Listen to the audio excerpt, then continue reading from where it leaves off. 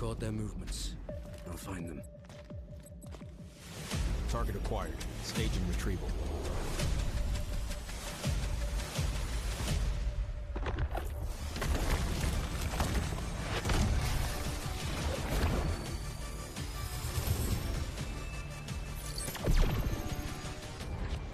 The signal's blocked. I can't pinpoint their location. Guess it's up to me then.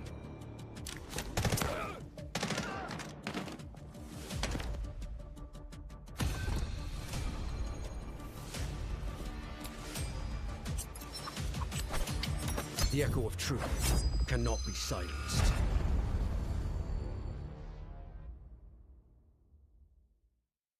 Warning. Control system compromised. You want to know how freedom is made? Patience.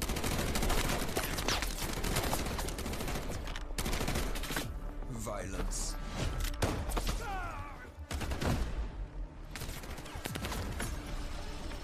Struggle.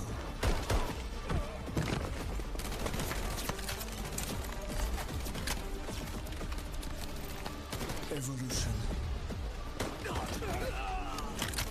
Transformation.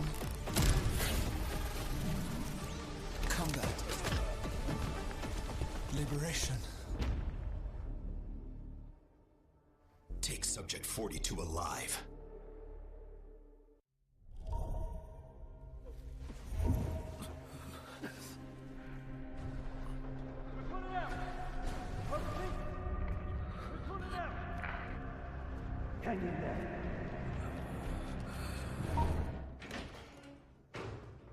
Initiating Operation Ak Canal debrief with Operator Morse.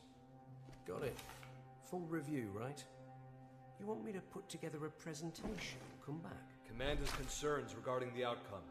Detail the sequence of events. Concerns? Patrol at 2 o'clock. Target down. Boarding. Mission objective. Verify the contents of Hudson's cargo. Avoid direct engagement. Enemy support is positioned close by. You have 10 minutes. Stand by the breach. First floor, 3 units. 2 upstairs. We're compromised. Breach!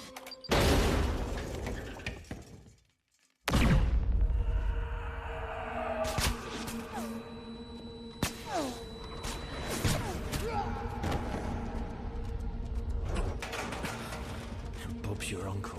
Got evidence.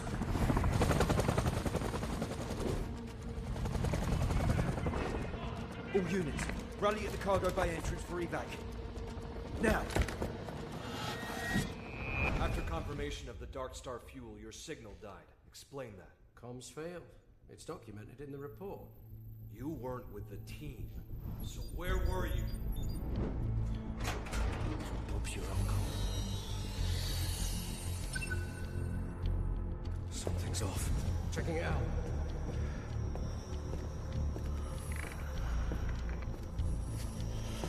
All units, rally at the cargo bay entrance.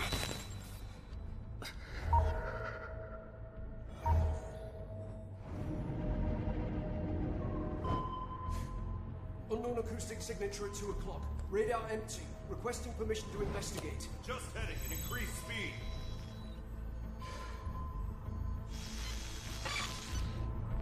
The sound's gone. Torpedo inbound, bearing on 48!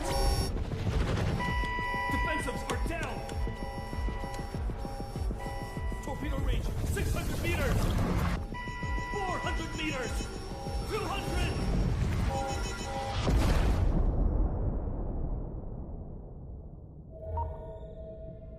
Given your performance during the operation, Command has determined you are no longer fit for frontline deployment. What's that sound?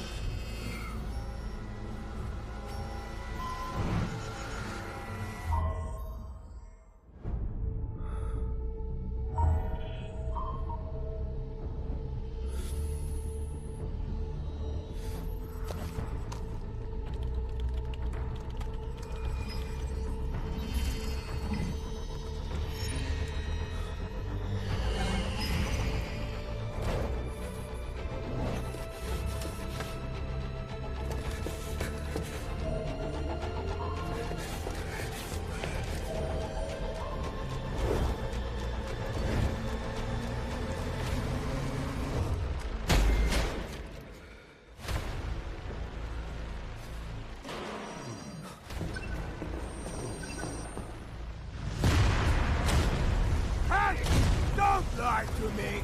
This ship isn't carrying anything good.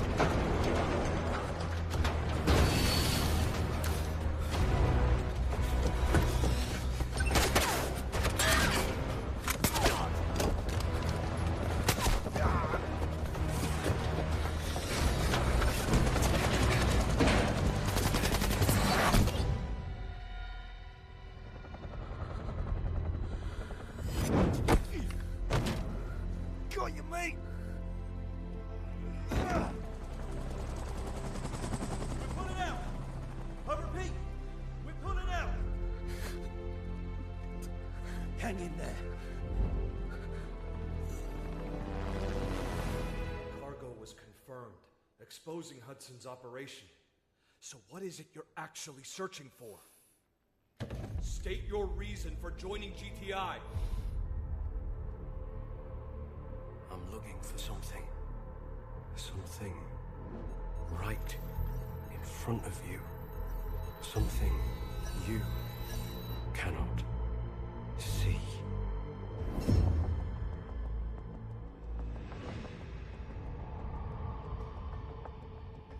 That will be all.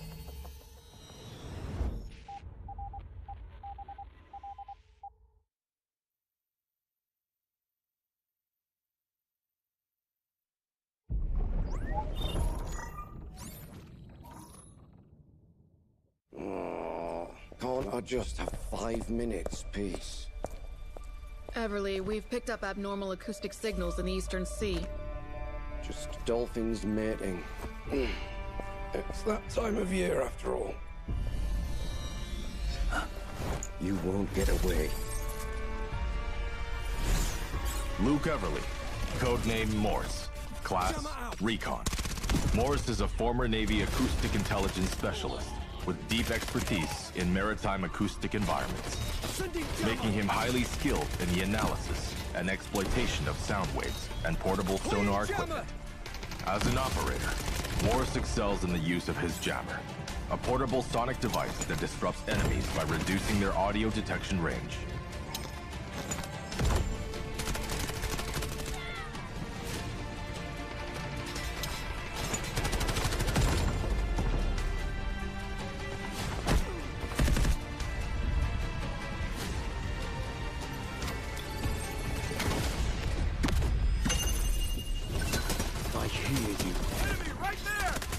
Morse's advanced sonar device emits sound pulses to scan for enemies, generating markers on their positions. No more secrets!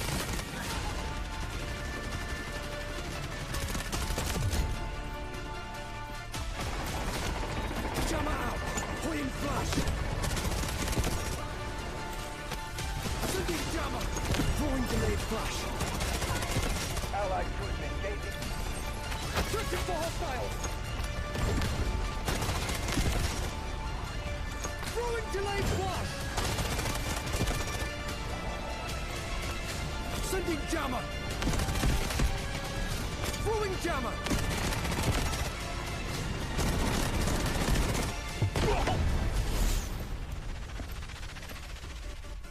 Shh. The storm is coming.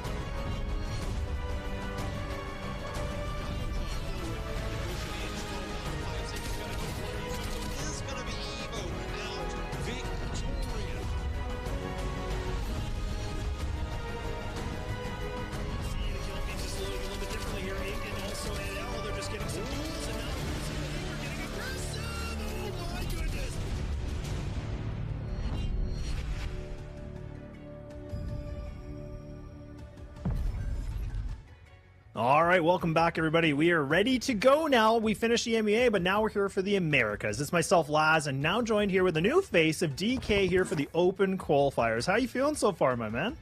Laz, pretty excited to see what is going to be happening here. Of course, as we saw in EMEA, it was quite contentious all the way to the end of the day. So I'm wondering whether or not Americas is going to do the same or maybe try to change things up a bit. Yeah, I mean, that's definitely the biggest question, right? We saw that EMEA definitely went the full distance. It was looking like it was pretty competitive. Everything went to the fullest degree. But look, it could be different in the Americas. We have no idea. Last time when we were here, a couple weeks ago, things were a little bit different. But now with an open qualifier, this is where things get very, very interesting, right? We have a lot of different teams that are going to be here, a lot of different competitions. So I'm excited for it, man. I think this will be a really exciting night for us and a good little glimpse of what we could get for some of these teams that make it through this to getting themselves in that regional tournament, right? So that's also the other meat and potatoes that we can talk about a little bit later.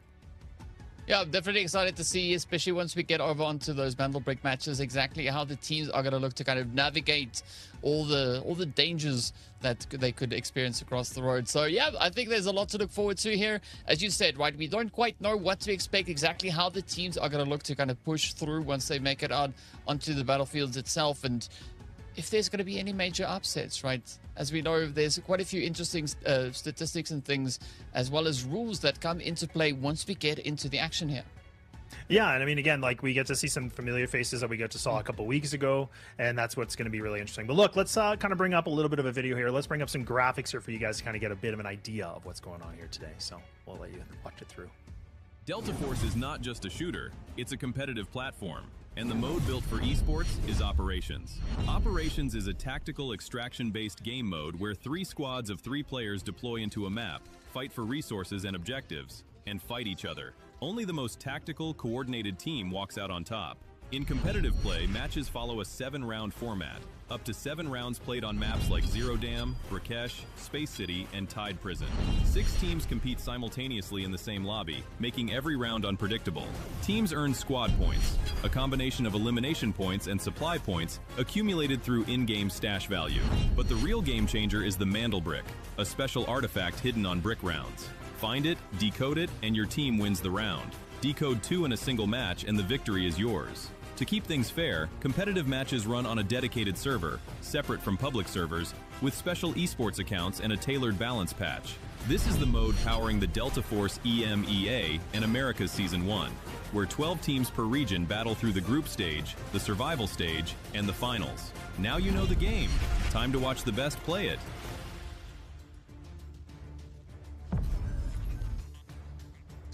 Well, so as we saw there, it is looking quite exciting. Quite a few rules coming into play here as well. And of course, starting us off is going to be our match rules as we take a look at the amount of alloy the teams are going to be starting with, each coming in with 1 million in the bank. If they go out, they lose every single thing, right? That is just how the operations work. As we know, we are going to be playing on the Morphosis season, so it does change up the available operators that we are going to be playing through. And more importantly, as we saw, the Mandel Brick is going to be coming in, right? So the teams will be ranked according to how many of those Mandel Bricks they have. If you are able to pick up 2, you win the match. The day is over, and that is it. But of course, to give everybody a fair chance, we are going to be breaking that day up into a little bit of a flow. Round 1, round 3, those are going to be our supply rounds, after which we'll be heading into round 2, 4 and beyond to see where this is all going to end up, right? Who will be able to close up the day with a double Mandel Brick, or are we going to push it all the way to 7 like we saw over on the MEA side?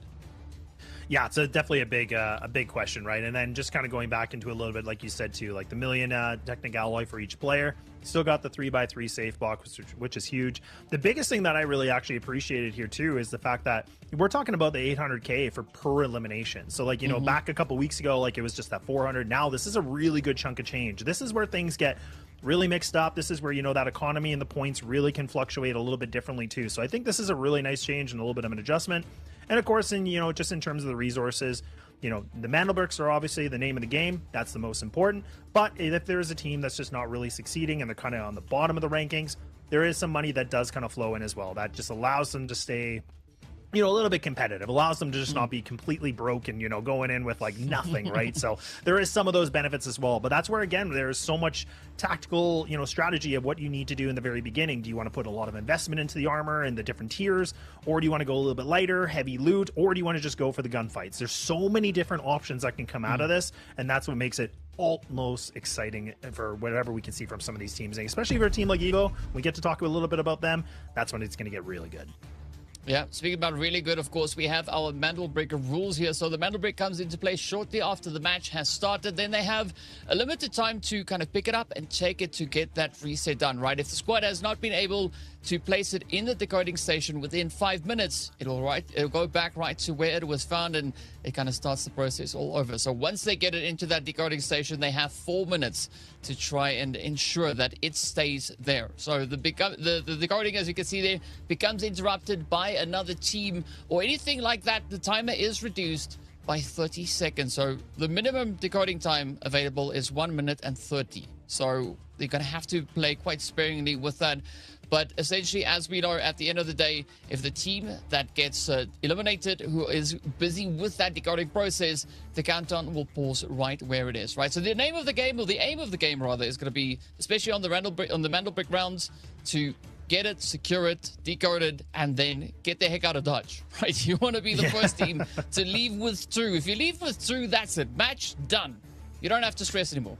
Yeah, exactly, right? And that's where, like, again, where if you get the 2 Mandel Bricks, you put yourself in the first place category, and then it just kind of breaks everything down by, you know, the points and just kind of how much loot you've been able to get and all these other different, you know, calculations that you have to be able to do the math. And we're not going to do it live because that's just, you know, we'll leave that for the production in the background to do it. But look, a bunch of the teams we have here, so we have 6 teams, and then the first place team that makes it out of this today does put themselves in that regional tournament. But again, just a little bit of a recap, because we actually get to see a lot of similar teams we got to see a couple weeks ago, especially for me, where we get to see Evolution 2, we get to see Never Lose, we get to see DNA back. So I'm very excited. Like, I mean, you know, Evo was a really cool team to see. Widows was able to pop off, having some really good stats.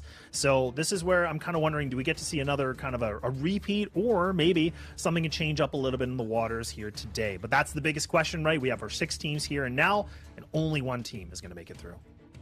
Yeah, only one team can make it through. And of course, we've seen all these teams work their way through the qualifiers to get themselves into these spots right here. And I mean, from the stats that we can see, they've been pretty packed, right? They can definitely pack quite a bit of a punch. So I'm curious as to how it is going to look once all of them steps out onto the field itself, right? Is there going to be a big old rush, or are they going to try and play it a little bit more strategically? And I think, especially looking at the stage where we're at, right? They were talking about it on EMEA as well. It's right. There's still an opportunity for teams to kind of figure out what exactly is the strategy that works for them, right? How to best compensate whatever they might feel is going to be lacking here. But we are going to be working out through our map rotation here today as well. We are going to be starting it off on Zero Dam before heading over into our first Mandel Brick round, which is going to be over on Brakkesh. After that, the team sitting at the bottom gets to choose where we go to for game number 2, right? Are we going to head straight back into Zero Dam, or are we going to play it out on Brakkesh for that next round once more? And then, of course, from there, we head over into Space City. And then once we potentially, eventually, maybe make it into 7, again, the team sitting at the bottom gets to decide which map will be the decider.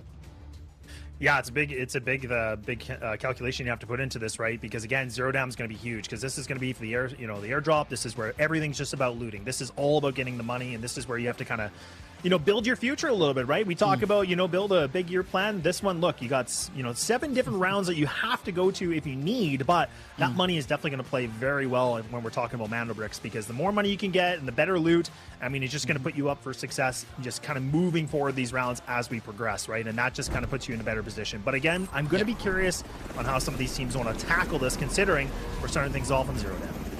Yeah, of course. Well, I just realized I said we're going to Zero Dam twice. It's actually Tidal Prison, right? That is the option there for round 3 and 7. But for the start, here we are, right? We're getting ready to cook.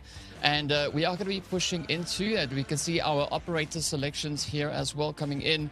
But this is where the interesting part, right? Which we'll see also, is that you have kind of that operator budget that you need to try and play with, right? You can only select your operators and use the same one so many times. Other than that, you have to try and switch it up to see what is the best setup, the best loadout moving into the map itself. Yeah, exactly. And also just kind of seeing some of the, the operators that were picked as well. So a lot of D-Volts that were picked, right? So like no big surprise, but nonetheless, we're ready to go. We're finally underway here for the first round of this whole, the 7 that we have to go if needed. But that's the biggest question, right? We already have some decent spawns. You can already see that DNA's got themselves already into admin. This is already a really nice start as well. So not too bad at all. And BKL are going to be able to have themselves a little bit of an interesting spot here too. So there's a lot that can be ride up here. Some good loot that can be grabbed up. And this is where we're going to probably see a lot of these teams trying to, take their time with this and trying to build up as much funds as possible before we get to see those official gunfights. Yeah, of course, that's going to be the aim here. So you want to try and build up your economy, right? Kind of decide, do you want to fight for the squad points right now? Or do you want to try and prepare yourself moving into game number 2, which is going to be that Brakkesh match. So there's an interesting setup here coming through from the teams. There's a little bit of contention coming through for the saves here, and that could definitely help them boost up the amount of assets that they are able to extract with here. Currently, it is going to be DNA leading the charge, though. They've got 1.2 million in the bag. Yeah, it's already looking pretty good, right? 1.4 already sitting for NT, and you got with the 1.2 looking decent right now for DNA, and already some duels kind of coming underway a little bit in DNA. They already have January down, so this is not a good position for them yet, but a nice red being picked up. A 1.2 mil right now. Not a bad day in the office here for DB, so that now puts them at a 1.8. So money's being grabbed. Some good reds are kind of available here. Some cash is starting to flow. We already have 3 teams sitting well over the million mark, so not a bad day so far in the office here, DK.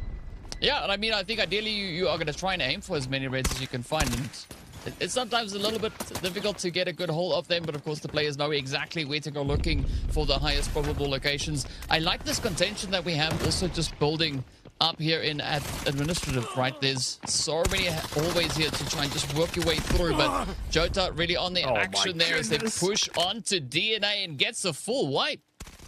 Wow, that's just absolutely crazy, and not looking like BK like trying to get a little bit of a response. So DNA, like you said, they're fully gone. So all 3 players are removed, and now first team to be eliminated here in the first round. So not too bad. I was kind of thinking this was going to go a little bit slower, but no. It seems like everybody wants to go for the gunfights. Everybody wants to just be able to, start swinging a little bit here too. So we're only at 15 minutes and still in this first round. So there's a lot of heavy-handed things going on already. So this now creates a little bit of a different opportunity, and now BK, oh my, I was going to say maybe an opportunity, but no, that's just overwhelmed by the numbers, and look at that. NL, all 3 alive, they find some good kills, and now that's the second team being removed here. Yeah, I mean, it's going to be an interesting one, especially looking at how there's still a little bit of pickup to be done here. I mean, those the assets definitely are starting to climb, right? You can see already NT all the way up onto 2 mil. It does seem like they're working their way slowly through the cement plant, as they could be opting to potentially maybe extract over on towards that eastern side, or the western side rather. And I think this is where it gets interesting, is because, whichever side you spawn on, your extraction point, the easy one to access, is on the opposite side of the map, right? So if you start at east, you have to go west and vice versa. But of course, we also have the extractions up onto the northern side, and then we've got a few paid extractions further down as well. So I'm curious as to where these teams are going to look to move with regards to that, as the Doughboys, right? They're just getting ready, doing a little bit of scouting before they make any decisive moves. Yeah, it's a nice little bit of a bird's eye view, right? Just getting some good, decent intel right now. First airdrop is going to get actually dropped here in about 15 seconds as well. So this is going to be not too bad considering here for these teams. And again, that's going to allow, for some of the ballistic vests and the helmet, right? So some really like high level tiered, equipment that you can be able to have. So this is going to be very beneficial. But you still have NL kind of posted up in admin. You still have Evo kind of posted here on just the eastern side as well. So now, not a bad situation at all, where you guys kind of just have DB just sitting in the back and the bottom side of the map right now, but they are the closest to that airdrop, as you can see. So now, they might be able to have first grabs on it. They do have NT kind of close on the left-hand side, but right now for DB, at least for the time being, they can have themselves in a decent position to be able to, kind of prop up and get ready for this, where they already had a strong position for it, right? Yeah, so it's not going to be too threatening for their ground positioning, but there's also a little bit of time that needs to pass by before they can actually get their hands on that loot. As They just slowly waiting. And of course, this gives NT the opportunity to kind of move up to get that setup going and look to contest it, right? But of course, the Doughboys, they're not going to be backing off. They are doing the scouting. They can identify the players there and see whether or not BMR is going to be able to get anything done here. Does crash that drone right in.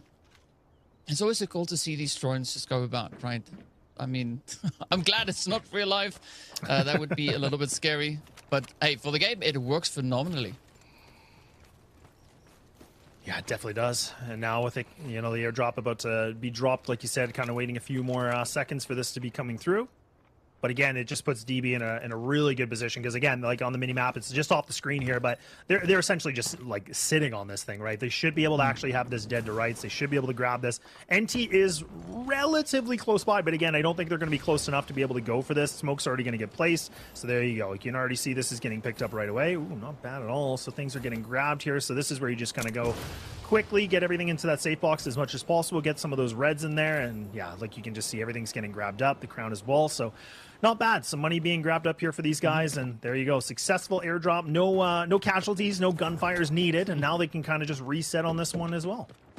Yeah, and you always got to play a little bit of Tetris, right, to make sure that you get everything in the bag so that it all fits. Otherwise, you're going to have to relegate it over to your teammates so you can move out with the maximum amount of bank.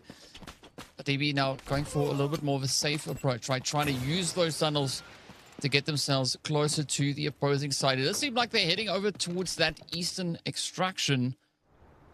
So it could be a good setup, right? So far, they've been able to completely dodge the push coming through, or the approach, rather, coming through from NT. Yeah, and this is the thing. You just have to be a little bit careful, too, right? Because you got, again, we talked about NL and DB. Like, these guys are, sitting at, like, over 3 million, right? So this is where, like, again, there's some really good cash being grabbed up. NL's kind of on the top end of the map, like we said about in Min, and then you have DB that's just kind of just on the left-hand side of, the substation. So this is where, again, like decent positions and relatively close to one of the extractions, but you still have to worry about, for NT, like you said, being posted up. Like they're the ones that can play the game. Like, look, let's go for the fights and let's see if we can pick up some of this, 800K per kill. So that's definitely going to add a lot here as well. But again, the other name of the game as well is obviously the second airdrop that will eventually be coming too, because you want to grab that AWM. You want to be able to, bring that into the later portions for the Mantle Brick rounds as much as possible, but it's never easy. And obviously, depending where this thing's going to land, it's definitely going to make things a bit more of a conversation here for one of these teams that might be gifted the best spot. Yeah, and that's definitely what you want to try and either contest or secure for yourself. But now it's going to be just the rotation here between NL and Evo, both trying to be a little bit more on the surviving end here. They don't want to get taken down already, especially I think for Evo, there could be an opportunity to maybe try and play a bit of contention over onto the NL side, as they are trailing behind with regards to the amount of assets they have here. But it's not going to be too much of a train crash for them just yet. Now it's going to be NT. So just trying to play on that southern edge. I mean, DB not really managing to escape fully just yet, right? They have moved a little bit closer, just a slight little push away. But it seems like they've been able to evade NT for the time being. So things are looking pretty positive here. Yeah, with only 9 minutes remaining too. So again, time is definitely dwindling a little bit here. But again, with that airdrop coming in just under 4 seconds now, this is where I believe it should be dropped actually just on the eastern side of Barracks. So like kind of a, right in the middle essentially here of the admin area and Barracks. So this is going to be a very much a high, intensity fight, because you have Evo, you have NL that are close on by. You have NT that are kind of making their way already right now for the cement plant. So they are starting to go for a bit of a run. But as you can see, Widows, I talked about him from, a couple weeks ago. He was able to have himself a really good performance, putting up some very big numbers. Definitely looking to see if he can be able to replicate that here and again today for just looking for those duels. He was one of those guys that put up some big frags here on the board for them. It's just on the other side of this. And again, they already know where each other are. So now it's just a little bit of cat and mouse. But man, Widows, okay, taking some big damage. Seems like he's the one that actually takes way more of this than Loco did. So not a bad sight here for NL already. And now that airdrop has landed. Let's see who actually wants to contest for it.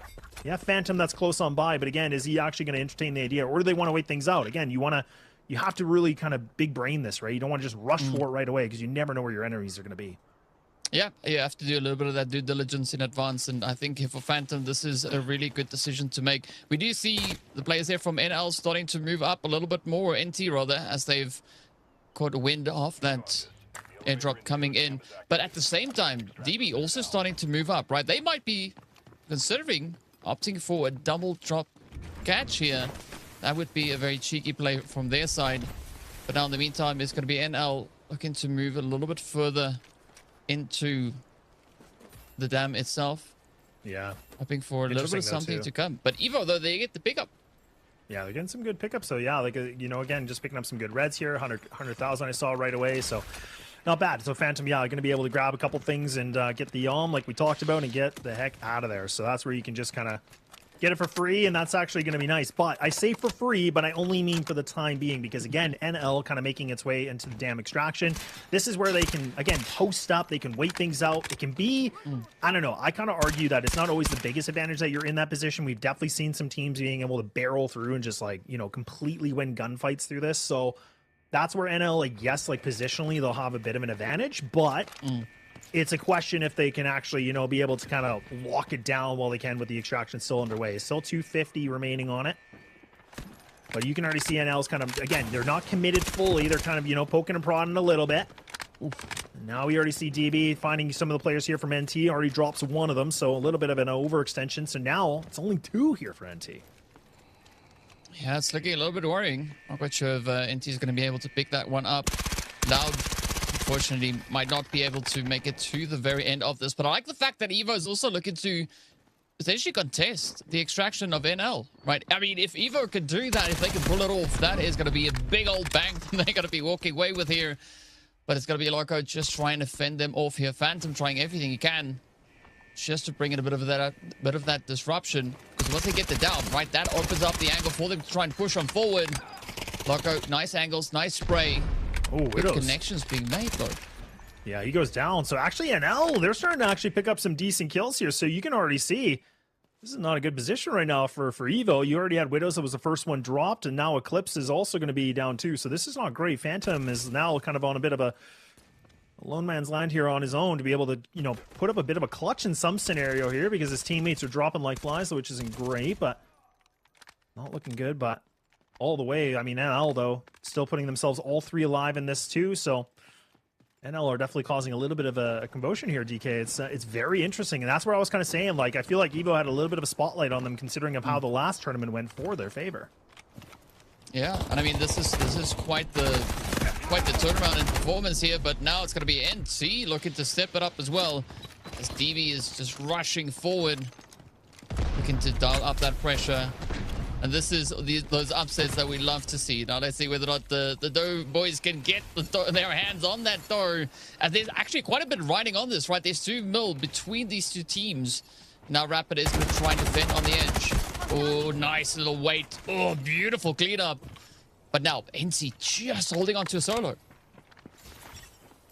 Yeah, a lot of people are getting dropped already, right? I mean, we're talking about NT with 1. We're talking about Evo with 1. Like, now DB's been dropped to just down to 2 here. And now Rapid's trying to do something big, but not going to happen. So NT are going to get wiped now, and they're going to be the 3rd team that'll be fully removed here from round number 1. So, I mean, again, NT were the ones that had some decent value. Again, the safe box is obviously going to be a big play into this, but I mean, all things considered, not the greatest in terms of, you know, not being able to find the kills their way, and they go down. So that's, you know, a lot of cash that's being grabbed up here for their opponents, which adds up very, very quickly. And that's where, again, squad points and loot and everything just comes into the massive effect here. But this extraction should be fine here for the dam. And we'll see that NL should be able to get them all out of here quick and easily. And there we go. Yeah. So long, NL. It's done. First team out. Yeah. First successful extraction being logged in. Evo now also having opportunity to kind of come back, right? As you can see, Phantom now bringing Eclipse back into the fight. Widows also could maybe still get saved here, so that does provide them with a bit of an opportunity. As I think Phantom putting a little bit of distance in between himself and the players there from the side of NL definitely bide the team rather quite a bit of time here. But with 3 squads left in the round here, it's interesting to see whether or not there's going to be any additional contentions, or everybody's just going to focus on that extraction play now. Yeah, with time remaining, or like minimal time remaining here too, so that obviously creates a little bit more of the difference as well. But again, I mean, for DB, they can definitely take the the barracks extraction out as well if they want to. That's the one without the backpack, so that's going to be a little bit more different. But again, safe box being 3x3 makes everything a little bit different. But Evo are going to have to make a bit of a choice here on what they want to do, and you already have, that's BMO if I'm not mistaken. He's gonna go right away, leaving DB just kind of going for the cement plan, just going for a little bit of a run. So not bad at all, but this has been very interesting. Again, like seeing some of the teams wiped, almost instantly, and then just kind of the value that's been grabbed up here. Like we're talking NL with 5.3, so that's not a bad day in the office. And then again, just kind of sitting 5.2 here for DB. So it's been a decent one. And there you can see already the first extraction here for BMO is going to go down right away. So looking pretty decent thus far. Oh, it does seem like Evo is going to try and go for the big old safe, right? The damn safe. As launch the rockets, up they go. The wall's getting broken off. I mean, this is a play trying to ensure a little bit more bank as they go through, trying to go for a few more additional assets. But I'm not quite sure where Evo's then going to look to extract, right? How are they going to go out? Because we already have quite a few extraction points getting cancelled or closed. And the only one realistically that is going to be remaining is going to be the one up in towards the northeastern side.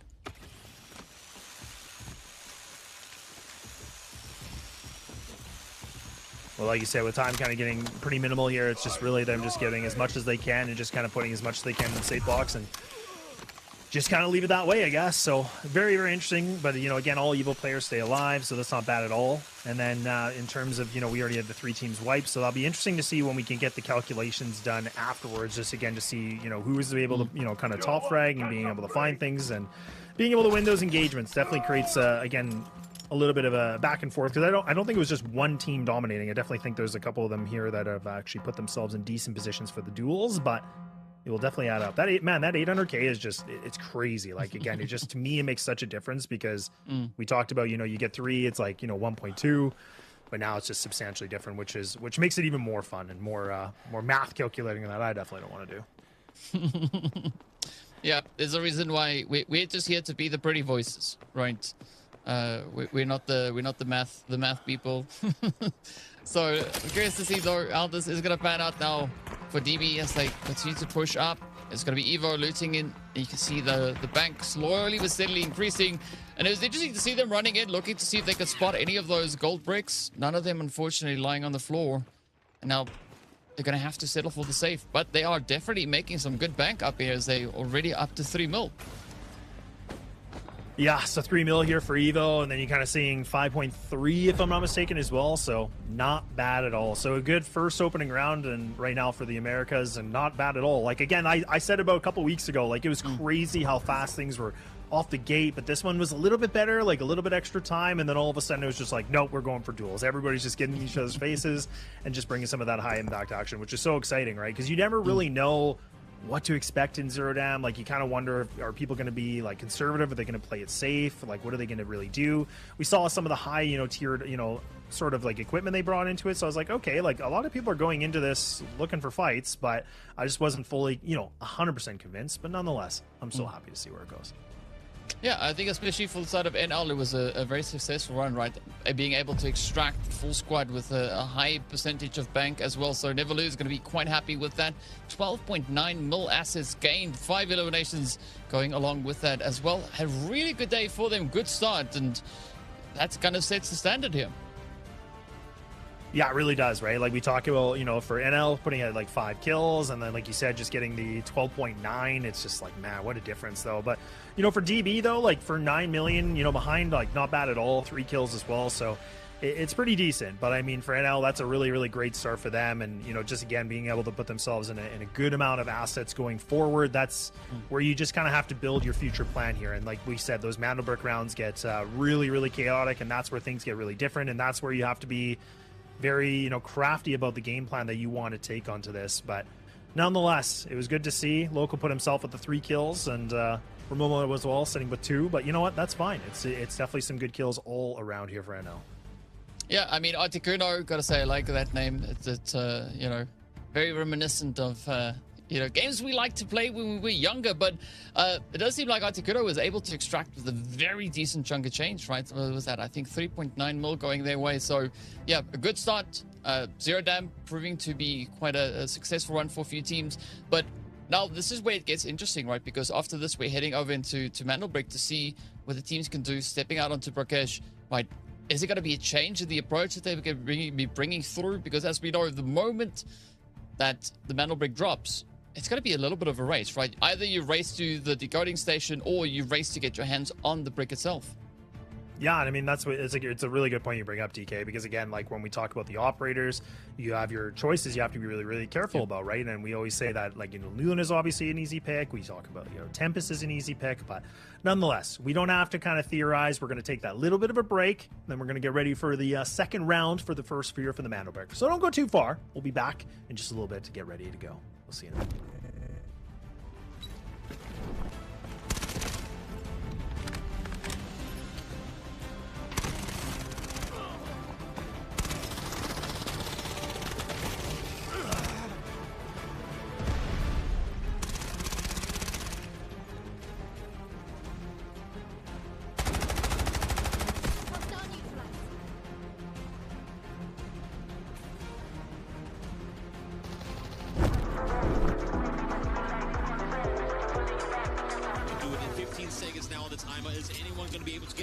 DNA making a run for it. Zelda is prone on the decoding stage. You can see Evo running into trying to deny, but it's too late. He does go down, but able to get it stolen over first.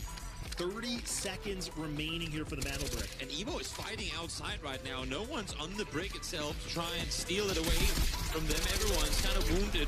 On the other side, trying to reset, but no time left. Now, though, they fall. Evo go down and out, meaning the decoding has been interrupted. The team that was in control of it has been eliminated. Thus, it has been paused and is free for the taking for anyone else trying to do so. And look at who's alive. BM.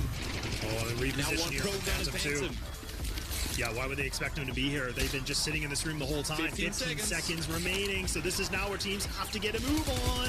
This is where things are going to get really hectic, and guns are just flying. 7 seconds remaining. This is where somebody has to be able to get this touch point, but Evo might be able to do it. I don't think they got the time. Nope. I think it's a little too late, and Evo are going to be able to find the second Mandelbrek now, or their first, I should say, but the second overall in this series. BM, though, lost one as well. They are trying to go for the rest. You have to look at this way coming through. They're already on the receiving end of it. They get them down, and that is going to be BM eliminated. In control. Mumu able to find two, but that's outside. They've got to get this done. 20 seconds left to work with. Oh, no. Oh man, you can already see the kill feeds just loading a little bit differently here. Ink and also NL, they're just getting some duels, and now you can see that Ink are getting aggressive. Oh my goodness. Man, there's 9 seconds remaining on this, but they get wiped. So now this means it's interrupted. Now there's the pause that's going to be here. So this is still up for indifference of whether or not you stay alive through these last couple of moments or not. I know it's 10 minutes, 20 seconds on the timer, but believe me, this one's going to be done. Wait for one. They get the second now down as well. That's Ink eliminated. Evo and LL still alive. Will fall there in the end if it's a no more info able to be bet. There is the drill charge pushed on forward. The push immediately is followed down to 5 seconds. You gotta go for it. He's gonna go for the kill rather than going for the opposite end of it. And there it is. It is gonna be Evo out victorious.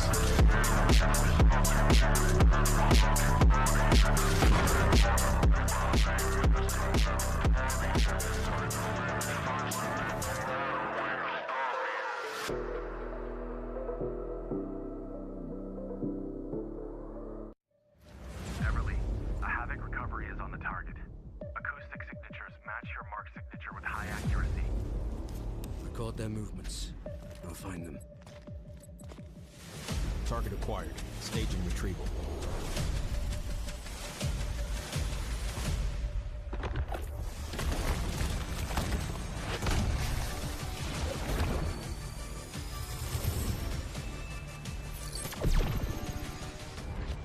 The signal's blocked. I can't pinpoint their location. Guess it's up to me then.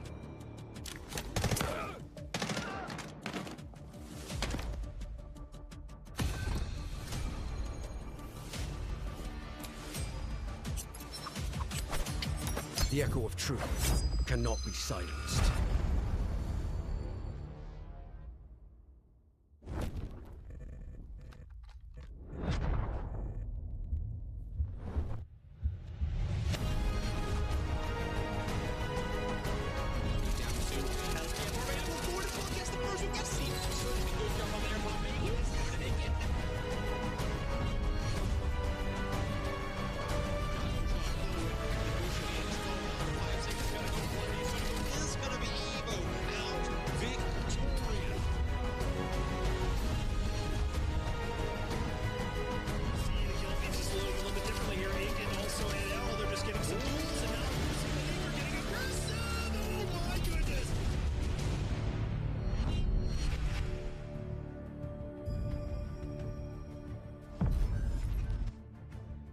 Welcome back. First round done and dusted. We're getting ready to roll with number 2. Game number next is about to hit. And of course, it is Mandelbrick coming in. We're heading straight over to Brakkesh to see what is going to be happening. And lads, this is where I'm quite excited to see what the teams are going to be doing, right?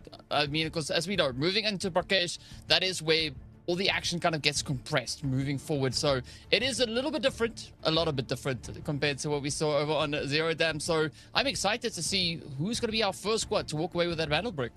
Yeah, it kind of makes you wonder, right? Because again, like some of the highlights we got to see during the break as well, like that was kind of crazy because I remember a couple weeks ago, it was where a bunch of teams had that first Mandelbrick and then we were getting close and it was getting really hectic to be able to find that second Mandelbrick. So that's where things got really, really interesting. But I don't know, like that's where I'm kind of curious what, weapons and the kind of the items that are going to be brought into this, because again, it is the first Mandelbrick. You want to be able to make a statement, put yourself in the conversation for an easy, top 3 potentially with that, Mandelbrick grab, but who knows? And it really does depend on the spawn points, right? I mean, that's where it's going to break down a lot of different things here for these teams on how they want to tackle it, because those tier 1 spawns, we know they're going to go for it quick, but then so there's other teams that kind of are like waiting things out and calculating when do we actually go for the attack. That's always the big thing. Yeah, that is going to be the key decision, right? When it comes to moving into the Mandelbrick round, it's all down to the timing. Because if you push a little bit too early, you might put yourself in a slightly disadvantageous position, right? You want to play for, I think maybe playing the upset, right? Disrupting that decryption, because that gives you an extra little bit of an opportunity here. So I'm curious to see how this is going to work. But of course, first up, we are going to start with the landing and the free loot phase, where everybody looks to get themselves just a little bit more situated, get a little bit closer. And then once we get a little bit further into the game, that's when the Mandelbrick itself is going to come through. But of course, the big play here is going to be the operator pool. Yeah, and that's where we kind of talked about it, right? So this is where, things get a little bit interesting. There's just been, a couple, ones taken away from everybody. It's not like anybody's grayed out an operator yet. So obviously that's a pretty standard thing, but good to see. But this is where, again, you kind of talk about, do we get to see the Lunas out now? Do we see the Tempest out? This is where things really do kind of mix things around, because we know that Tempest is absolutely massive here with the ropes, being able to just go in, go out, like it's just quick and dirty. But this is where, again, like you kind of have to mix up the composition a little bit. And this is where we talk about Vlinders here and Gizmos. Again, you just have different options that you can bring into this if you want. And Suniva's definitely had some unique little bit of updates as too. So this can always be a lot of different little maroozes that we're going to see. But I definitely kind of expect to see Luna, brought out right away here, and probably going to see at least a 1 Tempest apiece. Yeah, I mean, I wouldn't be too surprised to see that, but, I'm also going to be looking at potentially maybe like D-Wolf, a bit of Shepherd or Uluru potentially going into this. So curious to see where that is going to go. But yeah, first up, it is going to be our predicted spawns as we are going to be moving into Brakkesh. And we're still going to be looking at pretty much that east-west balance for power, right, around about the museum itself, to see kind of how the teams are going to be looking to progress through this. So I really want to see what the approach is, right, what the angle is. Are they going to choose aggression? Are they going to choose a little bit more of a preemptive setup? Or are they just going to wing it? Yeah, that always kind of begs the biggest question, does it not? I knew this day would come. Go. Deploy countermeasures.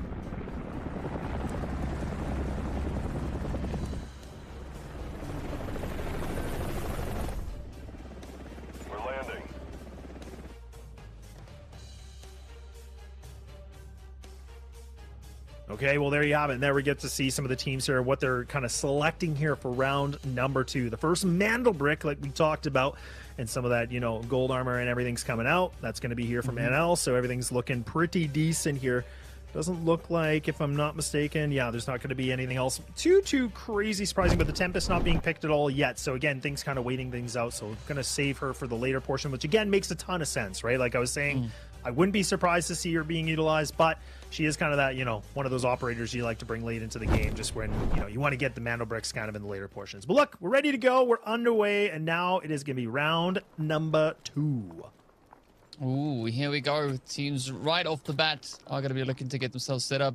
Already DNA going right there in the new Babel, looking for a bit of a setup. They have a few visitors in the surrounding area, so I want to see what's going to happen with NL. Are they going to try and maybe push again like we saw in the first round, or are they going to try and maybe contest a little bit more? We can already see the assets that they've been able to come in with here, and it is looking pretty healthy so far.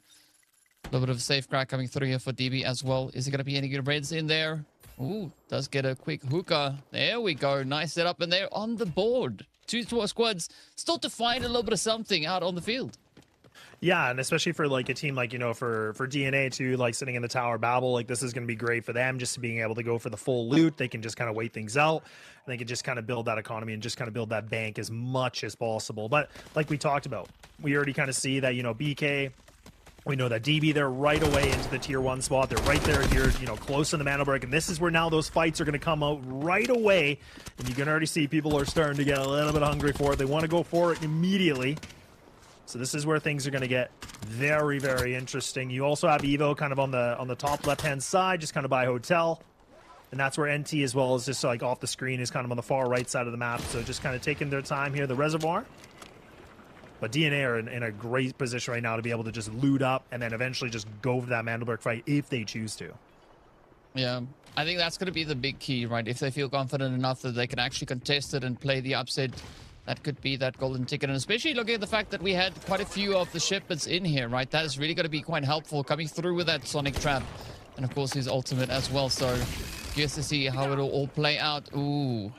Gotta watch out for those catches, as it does make it a little bit tricky, right? It's like a normal frag grenade, right? It can hit you too as well, so always gotta watch out for that. But Mumu now, just a good clean sweep that they're trying to bring through as they try to get the Mandel brick over to the decoding station. They are gonna be pushing all the way to that Asara camp, and we don't see anybody really in hot pursuit. Yeah, again, we have those, we had so many teams that were just like kind of going for the fight a little bit on it, but NL are the ones that are going to be able to have the Mantle Brick in their hands.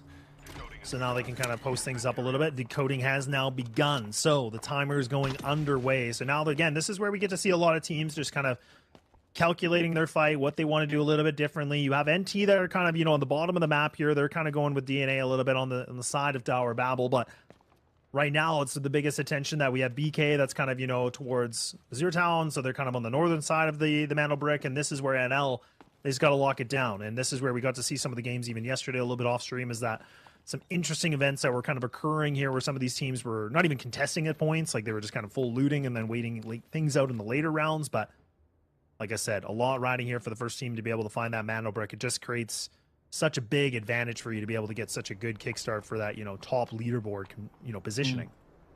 Yeah, I think especially looking at the kind of loadout that they decided to come in with here, right? We can see a little bit of Gizmo. We do have Raptor in here as well.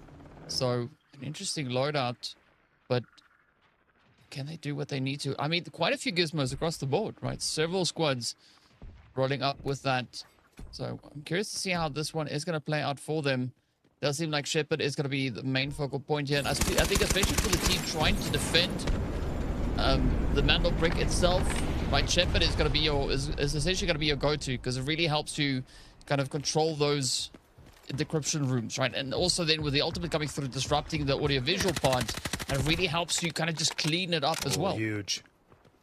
Yeah, nice little bit of a duel here for Widows, being able to find for Godly, and being able to find that first one. So DB already losing a player a little bit right now, downed one, so BMO's going to try to go a little bit here, but Widows, oh man, just getting burned alive here. That HP is getting critically low. And now a little bit of a gunfight here, so DB able to find themselves a little bit of a field day onto this one, so not bad, all things considered. So things are starting to get a little bit hectic here on the left-hand side of the map, as we can see. So Evo and DB now going toe-to-toe against each other, and still just under 2 minutes remaining here for the Mantle Brick. And it is finally for BK. They're, again, on the northern side of this, but Evo, they're still going for the fight. This is still just, again, a little bit of a duel back and forth. And now Eclipse trying to be the one-man army, trying to do something big here. And this is a little bit of a one-man show-off here. Yeah, well, we're here for the show, right? We're looking to see what is going to be happening here. I like this angle coming through from Eclipse. Just trying to reach over the position there, just trying to go for those headshots. But unfortunately, coming over onto DB, right? They're not allowing too much of that, and there's going to be quite a heavy fight, important fight here for Evo if they want to stay in contention. They also don't have a lot of bank to accompany that as well, so I like a little bit of a distraction. Now DB trying everything they can, trying to secure it. Gizmo just popping off the top there as BMO comes on through that crawler nest. The smoke mine definitely going a long way. Curious to see if they're going to use any of that. The smoke's already deployed quite heavily, and it is quite useful here, right? Just navigating this very tight building. Yeah, this is where, again, like 45 seconds remaining on the mana bar too. So again, this is where like other teams, again, doesn't look like it right now on the mini map going to happen, but Eclipse actually does find for BML. So there we go. DB are going to go down, and Evo survives. So now Eclipse has been able to shine a little bit bright in this one, but then NT close on by here.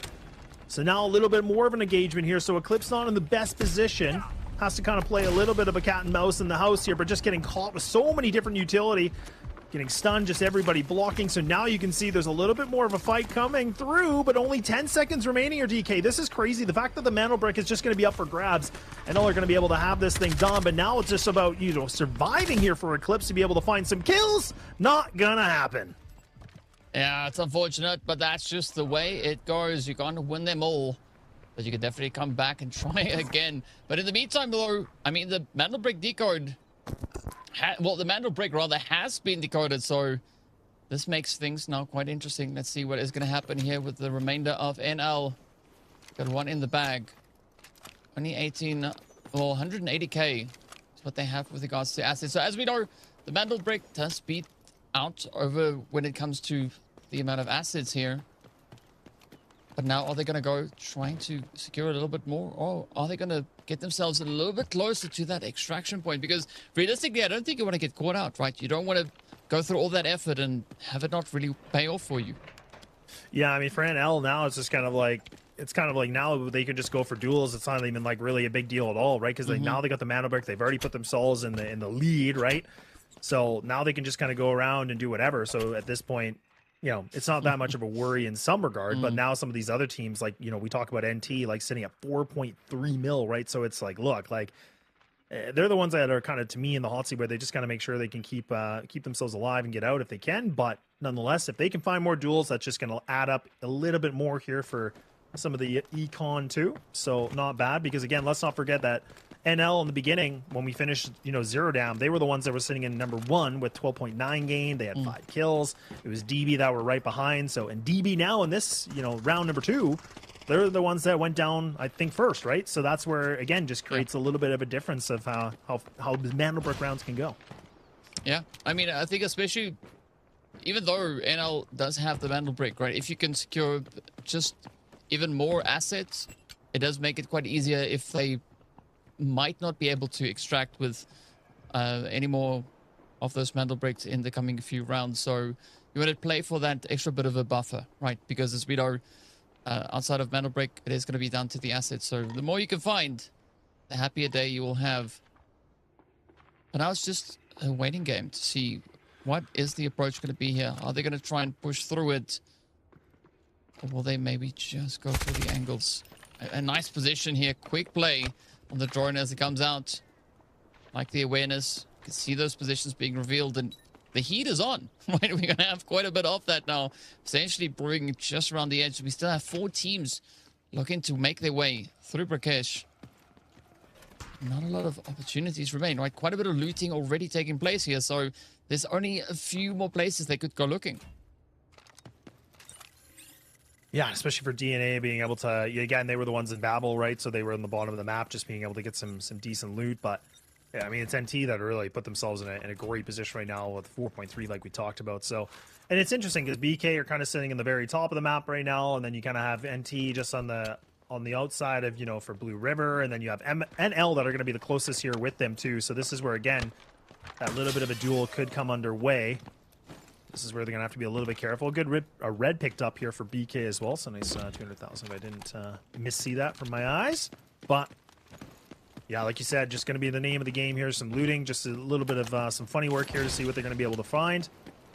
But really good start from NL, man. The fact they're able to get the first Mantle Brick, and again, just creates a lot more of a conversation. But as we'll finish into round 3 eventually, that's where the Mantle Bricks, you know, all in a row are going to be, that's when the cool action's going to come through, right? This is where it's going to get really deep, and that's where teams, you know, we saw last, you know, couple weeks is where that's where it came down to every team was able to find a Mantle Brick, essentially, almost going all the way. Yeah, this is just kind of, yeah, teams looking to find as much of an opportunity, find an angle. I mean, I'm also looking to see if there's going to be a little bit of denial potentially coming through, right? That's also a play that teams can look to make here. Aside from finding those kills, just bagging on everything else. But wow, that is a beautiful 2 milli jump up coming there from the side of BK. Yeah, that's huge. They are just on the loot here. Yeah, that's massive. 2 million. Sorry, that's a really good pickup. And then you could already see one of the players from M&T actually took the northern extract, so they were the ones that kind of took the exit. That's the one you just don't go with the backpack, but you know what? That's fine. Like, I mean, again, like they're going to be able to get that out. So a lot of the resources kind of put on them, so it's all good. But still have the 2 players still remaining, and then you have BK that are kind of floating still onto the Brakkesh Grand Hammond. So this is again where now these guys are a little bit close in quarters, but NL kind of just sitting in the middle of the map, a little bit off screen, you can't see, and then DNA just kind of posted up on the northern side. Now there we go. Thank you, production. That's where you get them on the northern side here, or Babel, and they're just kind of posted up on the streetway as well. So this will be very, very good for them in terms of being able to kind of control a little bit of the middle point of the map, or the bottom portion of the map, I should say. I think especially at the end of the day, the more control you are able to kind of assert across the map, the more opportunities you have for that. I think especially if it's like in a rotational pathway, right? So you know that the team is quite likely to move past a particular point. You can get yourself set up. So I want to see how it is going to play out here for NT, as we've already seen that first distraction being secured. BK, I mean, they're also really trying to push it up all the way up onto 3 million now. They're just finding more and more loot as they progress. NT up to 4.7.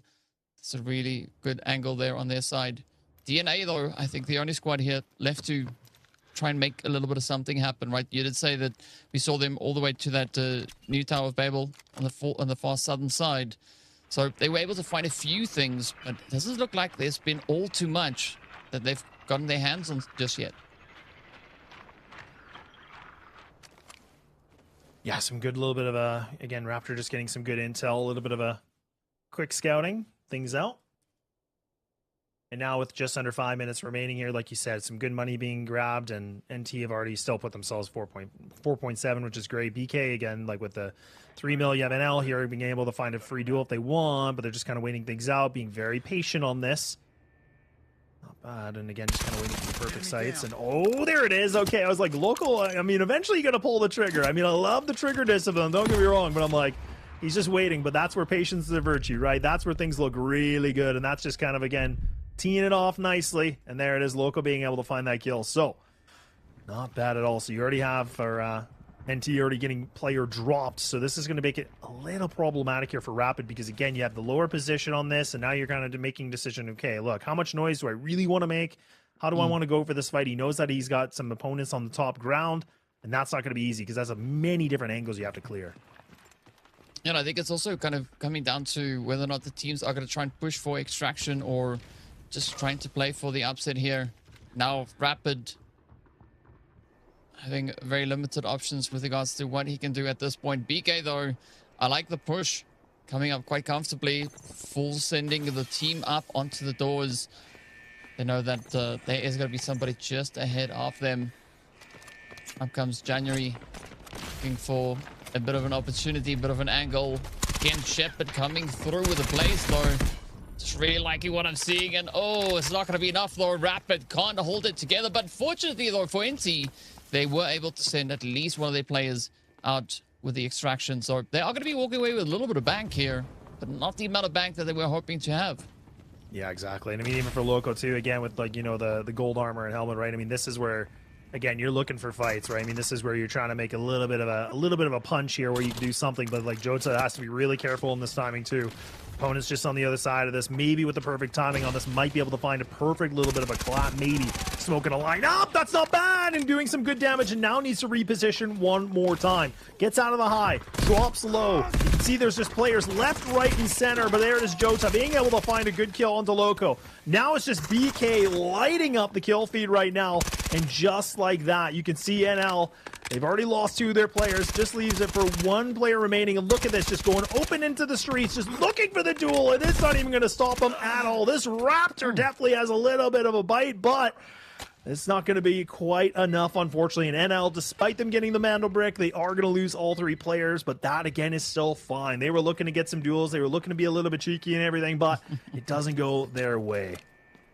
It does seem like BK definitely out here having an absolute blast. Now, there's 1 more team left, and that, of course, is going to be the side here of DNA, but it doesn't seem like DNA are particularly focused on doing all too much just yet. Yes, we do still have a little bit of time left on this round, so anything can change. It's going to be Tighty just looking to gather some useful information. I'm not quite sure if it is going to if they are going to look to do anything with that, because I mean they've been quite hesitant over on towards the south, right? Not really advancing all too much. They have moved much closer on towards the Royal Museum. I don't really see them being able to pull that one off just yet. Maybe with a little bit of focus and determination, they can look to bank it up. But BK, though, looking very comfortable as they are just enjoying the spoils now, up to 7.7 mil so far. Yeah, it's definitely been really good here in terms of just getting some assets and just getting some money growing a little bit here. So not bad at all, but again, you still have that 26 seconds remaining here for the middle extract, so this is where DNA are kind of posted up on this. You know, for BK, again, like, for them, if they don't even necessarily want to go for the fight, they just want to get the heck out of here, right? I mean, this is where they just want to get out, but that's where you're going to have to be really, really, you know, careful on how you want to do this. And now we can see DNA getting a little bit caught here. That timing is getting low. It's only 7 seconds remaining onto this, so now this is kind of time is the essence, and they just got to get these smokes. They got to run through this as much as possible, but look at that, DNA. They just clean it up one more time, and BK, they're losing players like bullets, being able to find the side kill a little bit here, but it's just, again, dropped like a fly. But there is a couple extracts that come through, but man, oh man, was that one going to be costly. Yeah, they've lost quite a bit of that, and you know, this is a great opportunity for DNA to really increase the amount that they are able to extract with here, as well, they have a little bit of time left on the clock to go about, grab all the loot they can find, and just cram everything into that safe box, because it doesn't seem like extraction is going to happen for them. Definitely not, but man, what a way for that to go. I mean, we see a couple of the extractions coming through like we talked about, but boy, oh boy, this thing's starting to cook up pretty nicely here, DK. And this is where, again, I talked about for the Americas, they always seem to bring a lot of that heat, and they start to cook with a little bit of that premium gas. And now we get to go to the last airdrop as we finish things off on this one, and then it'll be Mandelbricks across. But very, very exciting to see, and the fact that, you know, NL get themselves, you know, the first Mandelbrick is definitely something a little bit interesting too.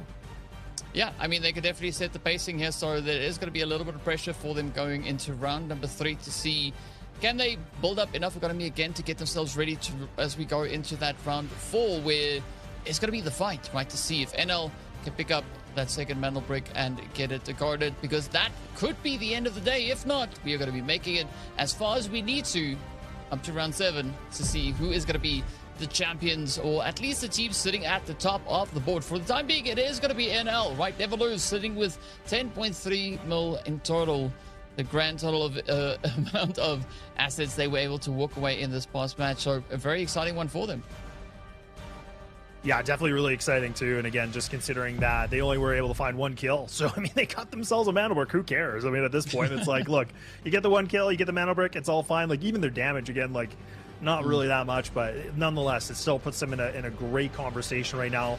Again, just puts them in that number 1 position. So this is where, you know, it's fine. And then that's where BK, they were the ones that were able to put up, you know, 5 kills, and they had that 8.3 million. So not bad for NL, right? I mean, it was, you know, some, you know, a little bit of money grabbed up here, but again, at the end of the day, getting that Mandelbrick is definitely going to put you in a great position. So makes things even a little bit more the bigger question, and the urgency that we're going to see from some of these teams, whereas like BK got themselves some good money, DNA got themselves some good money. That's where you're going to be kind of questioning a little bit as we get further into Space City, where, okay, this is where we're going to see a lot of that, you know, big investments are going to be depleted, and it just depends by how much. That's going to always be the biggest thing. But we do have another airdrop to come through as well, so that always kind of creates more of a conversation. But look, we don't have to wait anymore. We're going to take a little bit of a break. Well, you do have to wait a little bit more because we have to go to the break, and then we'll be back for another airdrop, and then we'll be ready for some Space City. So don't go too far. We'll be back in just a little bit.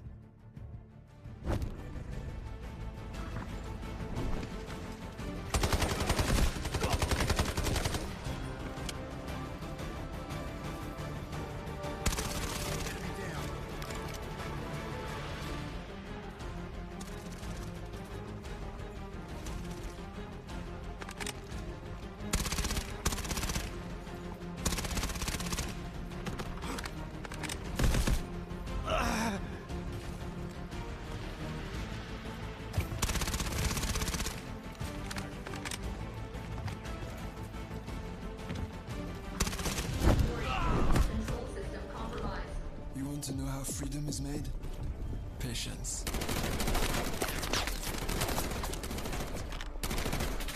Violence.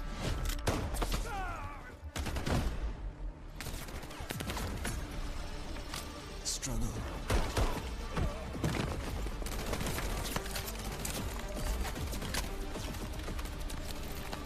Evolution. Transformation. Combat. Liberation. Take Subject 42 alive. Oh, can't I just have 5 minutes, peace? Everly, we've picked up abnormal acoustic signals in the Eastern Sea. Just dolphins mating. It's that time of year, after all. You won't get away. Luke Everly, codename Morse. Class, Recon. Morse is a former Navy acoustic intelligence specialist with deep expertise in maritime acoustic environments, making him highly skilled in the analysis and exploitation of sound waves and portable sonar equipment. As an operator, Morse excels in the use of his jammer, a portable sonic device that disrupts enemies by reducing their audio detection range.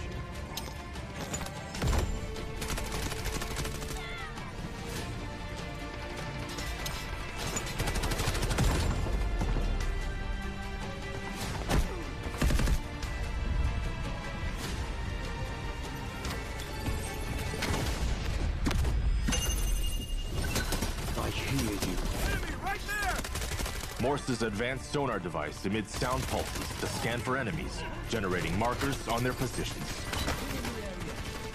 No more secrets!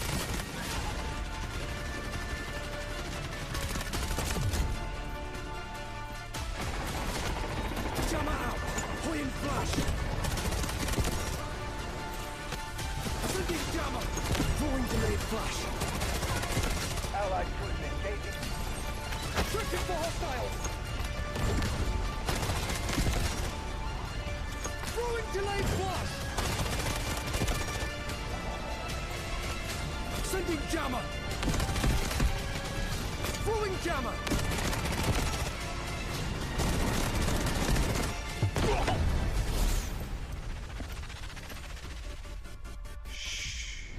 Storm is coming. Everly, a Havoc recovery is on the target. Acoustic signatures match your mark signature with high accuracy. Record their movements. I'll find them. Target acquired. Staging retrieval.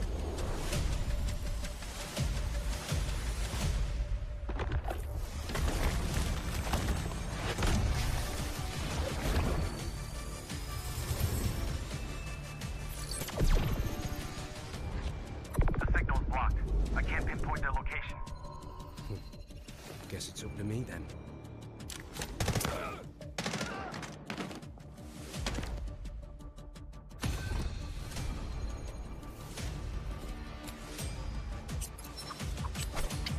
The echo of truth cannot be silenced.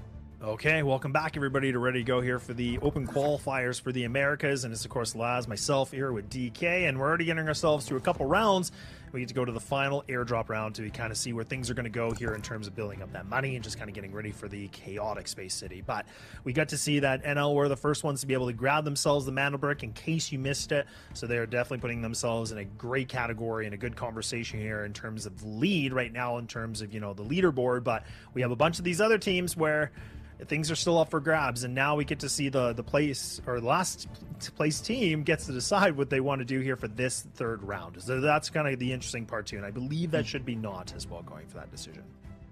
Yeah, and it's going to be interesting to see what their decision will be, right? Are we going to go back to Brakkesh, or are we going to head over onto Tidal Prison as Not is the big decider here, and there's a bit of an opportunity, right? So curious to see how that will play out, but never lose. Our first Mantle Brick squad right there, already sitting with 16 squad points.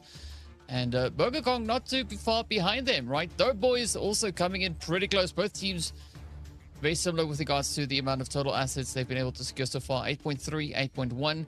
So I think this is one of those focal points as you step onto either the airdrop round or going back over in towards Mantle Brick, right? Is if you can't get your hand on the Mantle Brick, you want to try and get as many assets as you possibly can, because the higher up you are with regards to the assets, the closer you are to maybe having a more comfortable setup here.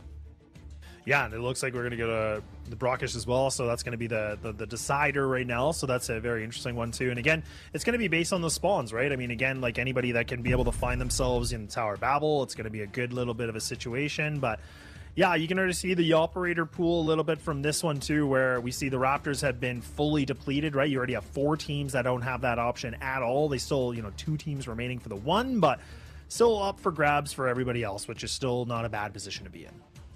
I'm curious to see if there's going to be any D-Wolves that could be utilized out here. Already we have a few of those allures getting used. We did see quite a few Shepherds also in round number 2, so I'm curious to see rather what the decisions will be moving into. This is, to some extent, it's almost kind of a repeat of what we just had, but there's a nice change up coming through with, of course, that Mantle Brick being available. So expecting a lot of pressure, a few upsets, and yeah, I mean, this is where you want to play for those defensive angles as opposed to going for the longer rotations. And I mean, you can definitely look to make everything happen along the way. Oh wait, I said Mantle Brick. This is not Mantle Brick. This is airdrop, similar to it, because you can get your hands on some extra loot.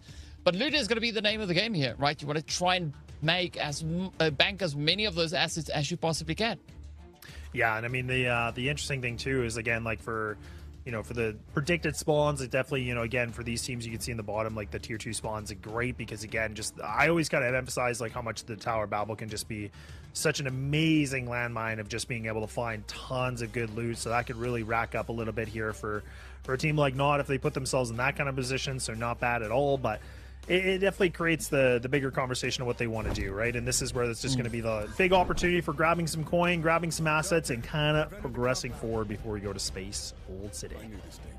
Oh yeah, here we go. All the drama, the suspense before we hop in to see exactly how this one is going to pan out. Are you ready to roll on in with the punches? But now the big question is, who's going to be our first team to get their hands on that lovely, glorious airdrop, as it is going to be making its way on through. A decent loadout that we see here for the squads as well, right? We do have a few of those hack claws getting played. We can see, I think, there's that Byron coming through as well. So there's, of course, the opportunity to go for a double pick, right? You can do the double pick, but once you've done the double pick, that is it, right? Yeah. You've used that operator and you cannot use them again. Yeah, so we get to see some of those Raptors getting picked, which again makes a lot of sense. We see the hack claws coming out, which again, like, I felt like that's kind of the obvious one. But yeah, like NL going double knocks, really interesting, and just like you said, kind of burning it right away. But that's the thing, you may as well, utilize some of these operators to the fullest degree, and that's why you kind of, again, you have to kind of have a certain game plan of what you're looking for. But look at, there it is. We finally get to see everything underway. Now we're ready for round number 3. And now we get to see BK and NT sitting in the Tower Babel, but this is where it's interesting because, again, when we talk about the leaderboard, I mean, this is where BK are, they're the ones that have been able to, have some decent assets being grabbed here, and they were only 1 squad point behind, NL essentially. So this is kind of a really nice position for them in terms of being able to loot and just taking full advantage of this. But this is where also it has to be a little bit careful here for NT too, so that they can, you know, be ready for their opponents to be in this corridor. So it's a massive area, but again, they're gonna have to be careful. They're the ones that are gonna need to be, you know, find some money, get things built up, and progress here as we move on into the later portions of this entire series. Yeah, and I mean, NL, they've already have a little bit of a setup here, and I mean, it does seem like DB definitely looking to bag as much as they can, already up to 500k there. But now it's just BK patiently waiting. They can hear NT just ahead of them, but they don't want to strike too soon just yet. The new tower, Babel could be their opportunity to bag all these kills, right? And as you said before, each kill is going to be bagging them 800k. So if you want to make some quick bank, get aggressive, right? Go out there and try and be an absolute menace. That could be the way forward. It could. And that's where, again, those some of the investments that we talked about with some of the, you know, the equipment they brought into this. Everybody was kind of sitting in the purples. Everybody, you know, had everything ready to go that way. But you can already see, like bullets, being able to shoot some decent bullets. So now NT have already been dropped a player. So this is not a great position for them. But you still have Loud. You still have Rapid that are kind of available here. So not a bad, terrible position. You still have your Vlinder. You still have your Raptor available. But this is where now they're going to have to pop off. They're down the player. They're going to have to look for something big. And that's not the best position right now for their teammate to be. And you can see BK, they're just playing this as a full unit too, right? Like all three players are just grouped up on this. They're playing this perfectly well. Putting a lot more pressure right now for NT. And like, how do they want to go for this? They want to try to find a res. Do they want to split up? It does look like they put a player just again on the right-hand side. So now they're grouped up together again. But BK are in a great position here for this fight. And then we cannot even forget off screen, we have DNA that are on the left-hand side of this, so they're going to eventually make their way into the tower, but for now, it's BK taking on NT. Yeah, but the pressure is going to start to mount on up. Let's see what is going to come through here as, yep, you pointed out that they still have left to play. Raptor also in the mix. Up comes Gizmo. See if Like Bullets is going to be able to get the job done here. A little bit of a disruption, not an easy push forward. But the heat is definitely on, right? BK. I like the approach here, trying to be a little bit more of a challenging position. But NT, they just look so comfortable, right? They're not really backing off, just keeping that defensive line going. And now it's up to Rapid and Loud to see if they can actually pull this one together. It is going to be a very tested push here. DNA also getting closer and closer to start to sneak up. And this could be a three-way fight to see how this one is going to pan out and who will be in control of the new Tower of Babel. Yeah, it's really important again, yeah, like you said, because it's just like who's going to be able to contain the tower right now. And it's a big question because you have three different teams that are here. You have DNA kind of on the lower left-hand side of this. You also have NT just kind of posted up near them too. So this is where it's going to get really rowdy right now, DK. That's where it gets really exciting because again, for NT being down the player, this is where they're going to have to be a little bit more cautious. They're kind of hoping that their opponents make a little bit of a positional mistake if they can, but they're posted up, waiting things out as much as possible. And a little bit of loot grabbed up. 1.8 sitting for DB, and Evo sitting in themselves at a 1.7, so not bad. So again, they're going to be able to grab things. And DB's on the very top of the map, folks, so they're all the way there, and Evo's just kind of sitting in the museum, so they're all just on the full looting game here. Tower Babel's definitely the hot spot right now. Well, let's see what NT's going to do. Kind of just waiting to get an assessment as to which way to defend. Right, DNA doing a very similar position here. Also kind of just sitting back, hoping for something to be revealed. But I like the scouting coming through here from Loud, just assessing the area. They do spot out BK, but a quick end there. Gonna come through as the drone just gets popped out of the sky. DB though in the meantime, right? You said they're all the way up north. They are having a blast. 2.3 mil already in the bag as they just look to pocket all the reds they can find here. Yeah, nice 200,000 sitting for them right now. So that's again just kind of catapulting their assets a little bit here, which is not too bad. And then we have that airdrop coming in about 43 seconds on this one too. So now we start to see a little bit of the action. Everybody, the operators, starting to get a little bit more active on this one. Now we can see. So it's just going to try to reposition a little bit here. Molly, the incendiary, going to be landing right on top of the stairway, so it's going to make it a little bit interesting. But still, again, once more, this is where you have to be really calculated on this fight. You can see BK kind of just waiting things out a little bit, taking it slowly and surely. This is where, again, you want to try to be as quiet as possible. Now Evo is actually making their highway through this and as well. They're coming on the left-hand side of this, so that we're going to be having an opportunity for, like, what, 4 teams just going for this fight already. I mean, might as well just cram even more in here, right? 2 teams engaging is not going to be enough. Why not make it 4? Why not bring everybody into the position right here? Meanwhile, DB, they just sitting back. They just having all the loot available to them. You do see those drops coming in as well, and that is looking absolutely golden. I mean, it's just reds galore coming through for DB as they now all the way up to 4.2 mil. The rest of the teams, though, all just kind of caught up here in the new Tower of Babel, right? Just waiting to see how this position is going to play out, and everybody trying to be as quiet as they can. But I want to see what's going to come through for DNA. They still have the full team in the mix here. There's no good reads that they can get just yet. But it's a wide spread, so it is proving to be quite a bit of a challenging position to really make much of. Yeah, DB have a great position too, where they really could just, again, like, since they've had control of the top here, they can just extract and get out, right? I mean, they have so much money. And then just kind of putting everything in those efforts to be in the later portion of this, right? Whereas now, like we talk about, we still have 4 teams here in Babel that are kind of just, again, waiting things out. They're just trying to find the perfect time for the, pouncing on the kill. But this is where NT not able to get the res for their teammates. So now, again, they're the first team to be down in a deficit.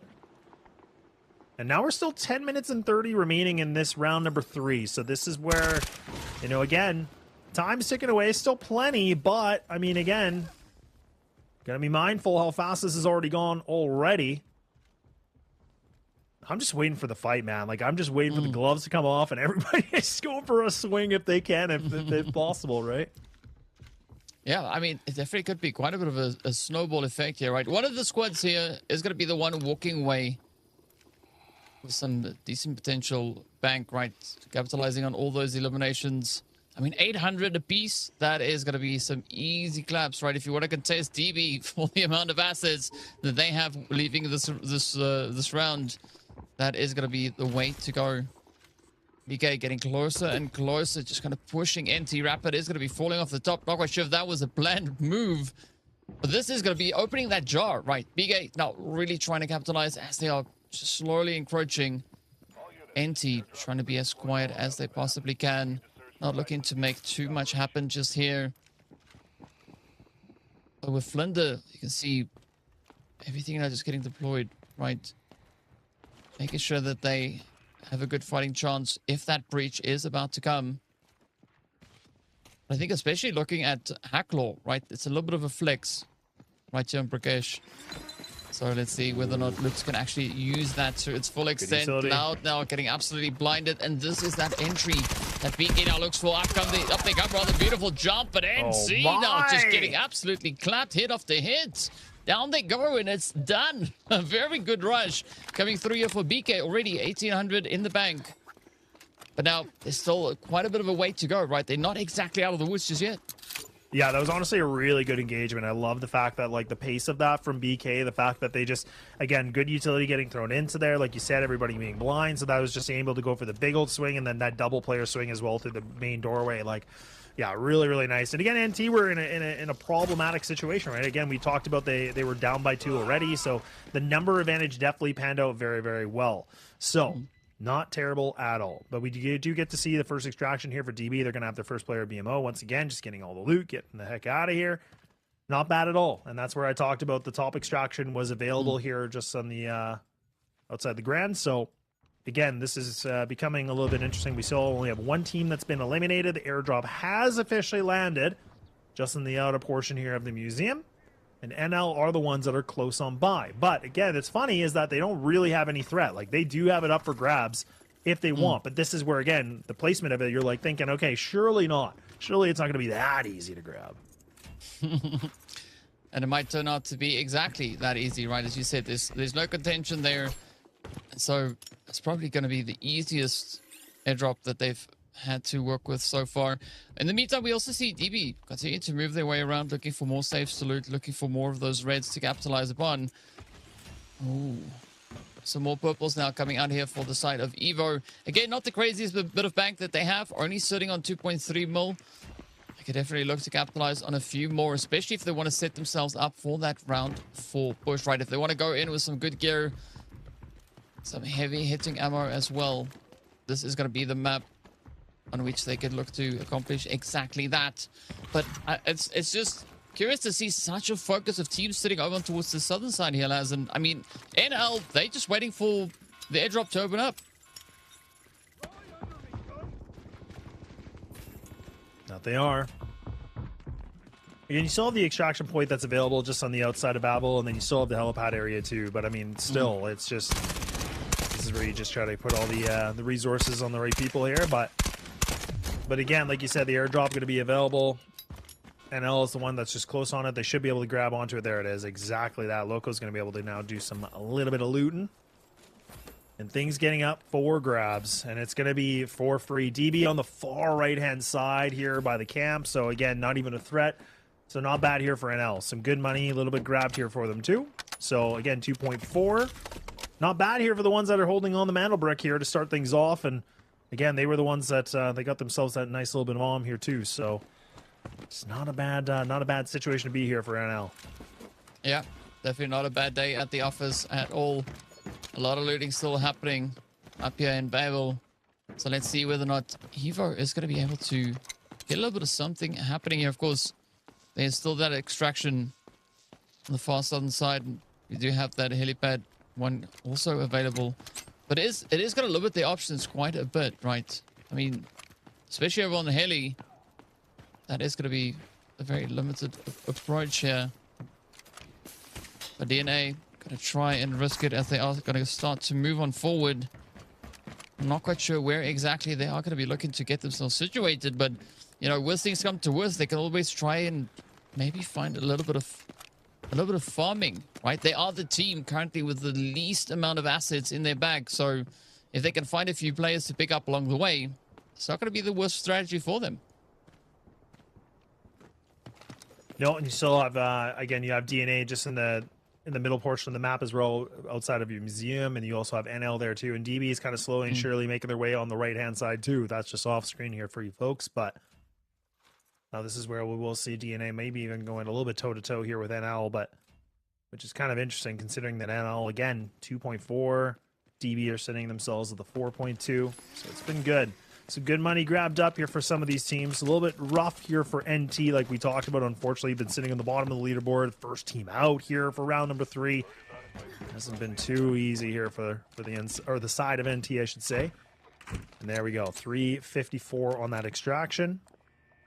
So it should be a good enough amount of time here.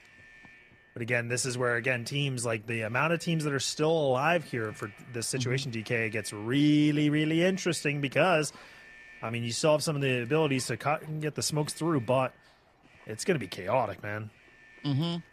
Yeah, I mean, I think especially, so DB, they're not going to be feeling all too worried, all too stressed, right? Because they've already extracted with quite a few of the assets, so they can actually afford to move around and try and see if they can maybe just find a little bit more. And I like the approach now here from DNA as they've kind of encroached on NL.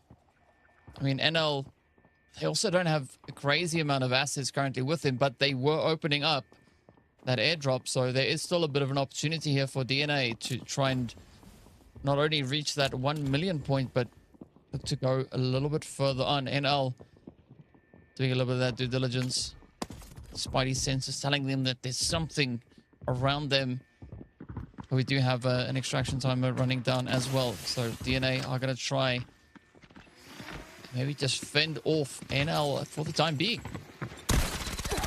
It's January. I was going to say peekaboo, but it's just going to be the one, and a little bit of a trade back here from NL as well. So one-on-one engagement goes through, but a bit of a cheeky one.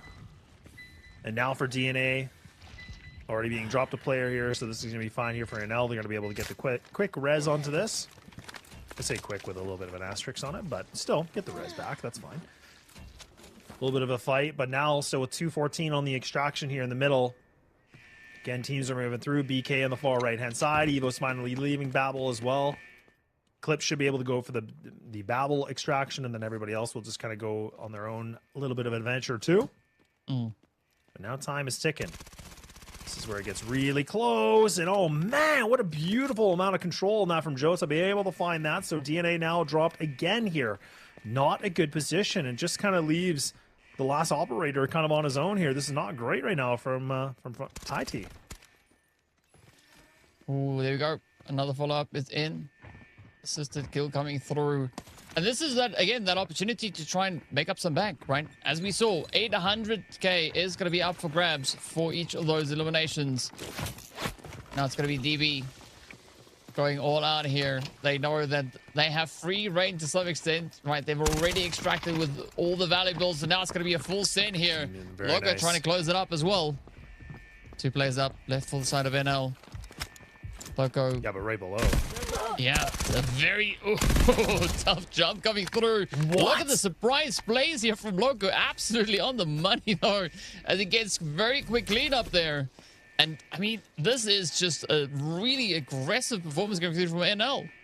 Yeah, that's huge, though. I mean, the fact that, honestly, just able to find that double, like, that's huge. Really good kills. So not bad at all. A little good, again, just kind of posted up, just right beneath that. I was thinking, like, Godly with a really nice little bit of an opener, but there it is, just NL to bounce back. And 35 seconds still on this extraction. So this is where it gets really nuts. This is where things have to get moving a little bit. You can see that Loops right now just kind of posted up as much as possible. Hacklaw just kind of, again, utilizing a little bit of the abilities of the operator here. Now Phantom's going to get on out like I talked about. And now you still have BK, DNA, NL, and Evo. Everybody just kind of, again, a little bit in this bit of a chaotic situation in the fight in the middle here. It's just a battle of surviving as much as possible. 6 seconds remaining. You have to get to the point now. And this is where, again, look at the kill feed. It just absolutely goes back and forth. And my goodness, you can see that NL were able to escape with the double. Hoo-wee!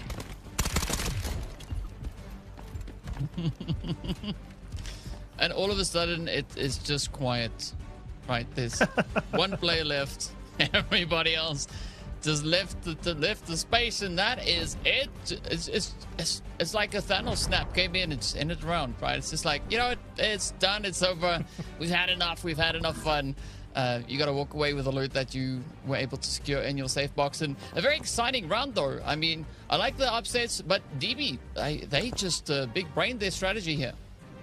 Yeah, they did really, really well, honestly. I feel like there was a lot of good play that came into this. And again, it was interesting how all the teams, again, just went for Babel. And we saw like 4 different teams. And DB were the ones that were kind of just, you know, posted up on the northern side of the map. And they're just taking a lot of loot. They're going for everything. And then they did a great job. They were able to extract. And they were able to just look themselves in a great position. So I think, like you said, big brain a little bit. And now lining themselves up nicely here as we're going into Space City, you know, kind of moving forward unless we go to round number 7. But this is where it creates a very different conversation because money's been grabbed up, and now we get to see, you know, some of these teams that have been able to pick up the AUM. That's where, again, that's also the big thing. Like, what are we going to get out of this? Yeah, I mean, a lot of surprises, I'd hope. As NL is going to be the team sitting at the top yet again for round number 3. 8 kills is what they've been able to bag up, and of course, almost hitting 20 million with the assets gained there. So things are looking pretty good in the Never Lose office here. Of course, taking 3 million from this round in particular. And this is good right now, as we are going to get ready for round number 4. If they kind of keep that same pacing going, right? If they get their hands on a early Vandalbrick decoding, that's it, right? It's done right there. They take the match and it's over. So the teams, they're really going to have to step it up if they want to come anywhere close to that, right? They're going to have to try and farm as many assets as they can find and walk away with as much alloy available to them at the end of the round. Yeah, it really is, and that's where you're kind of mentioning, again, now that we get to go into round number 4 that we're going to be moving into. It just, again, many different things that we're going to see into this, and that's where, again, all these investments are now going to be in place, and that's where we'll start to see the Tempest come out, the Luna's coming out. That's where we're going to see the different operators going to be put into the field. That's where, again, for NL, the fact that they 19.8 million, not bad at all, like you said, for the fact of just, again, still climbing a little bit here with Mandlebrick. It's just, it creates way more of an opportunity, but they're the ones that are going to have the spotlight. They're the ones that have the target, so we have to keep that in mind. But look, I'm going to keep in mind that we do have to take a little bit of a break because we do have to let these players cool off and get ready for Space City, so don't go too far. We'll be back in just a little bit.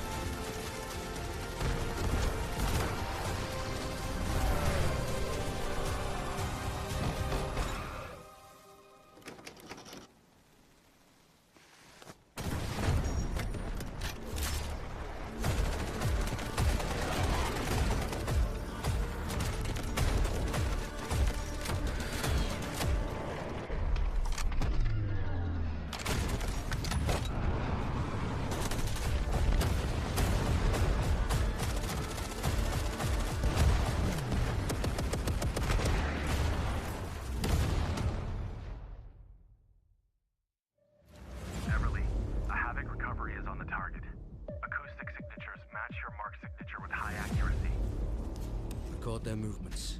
I'll find them. Target acquired. Staging retrieval.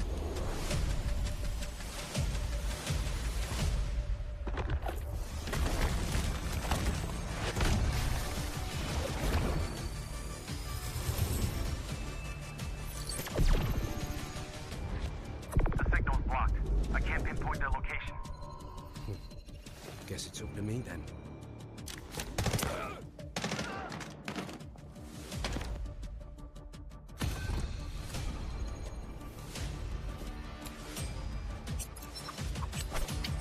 The echo of truth cannot be silenced.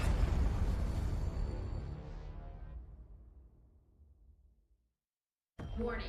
Control system compromised. You want to know how freedom is made? Patience.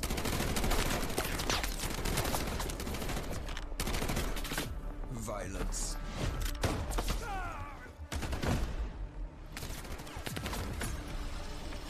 Struggle.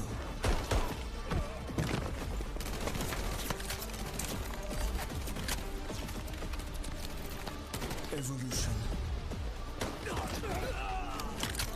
Transformation.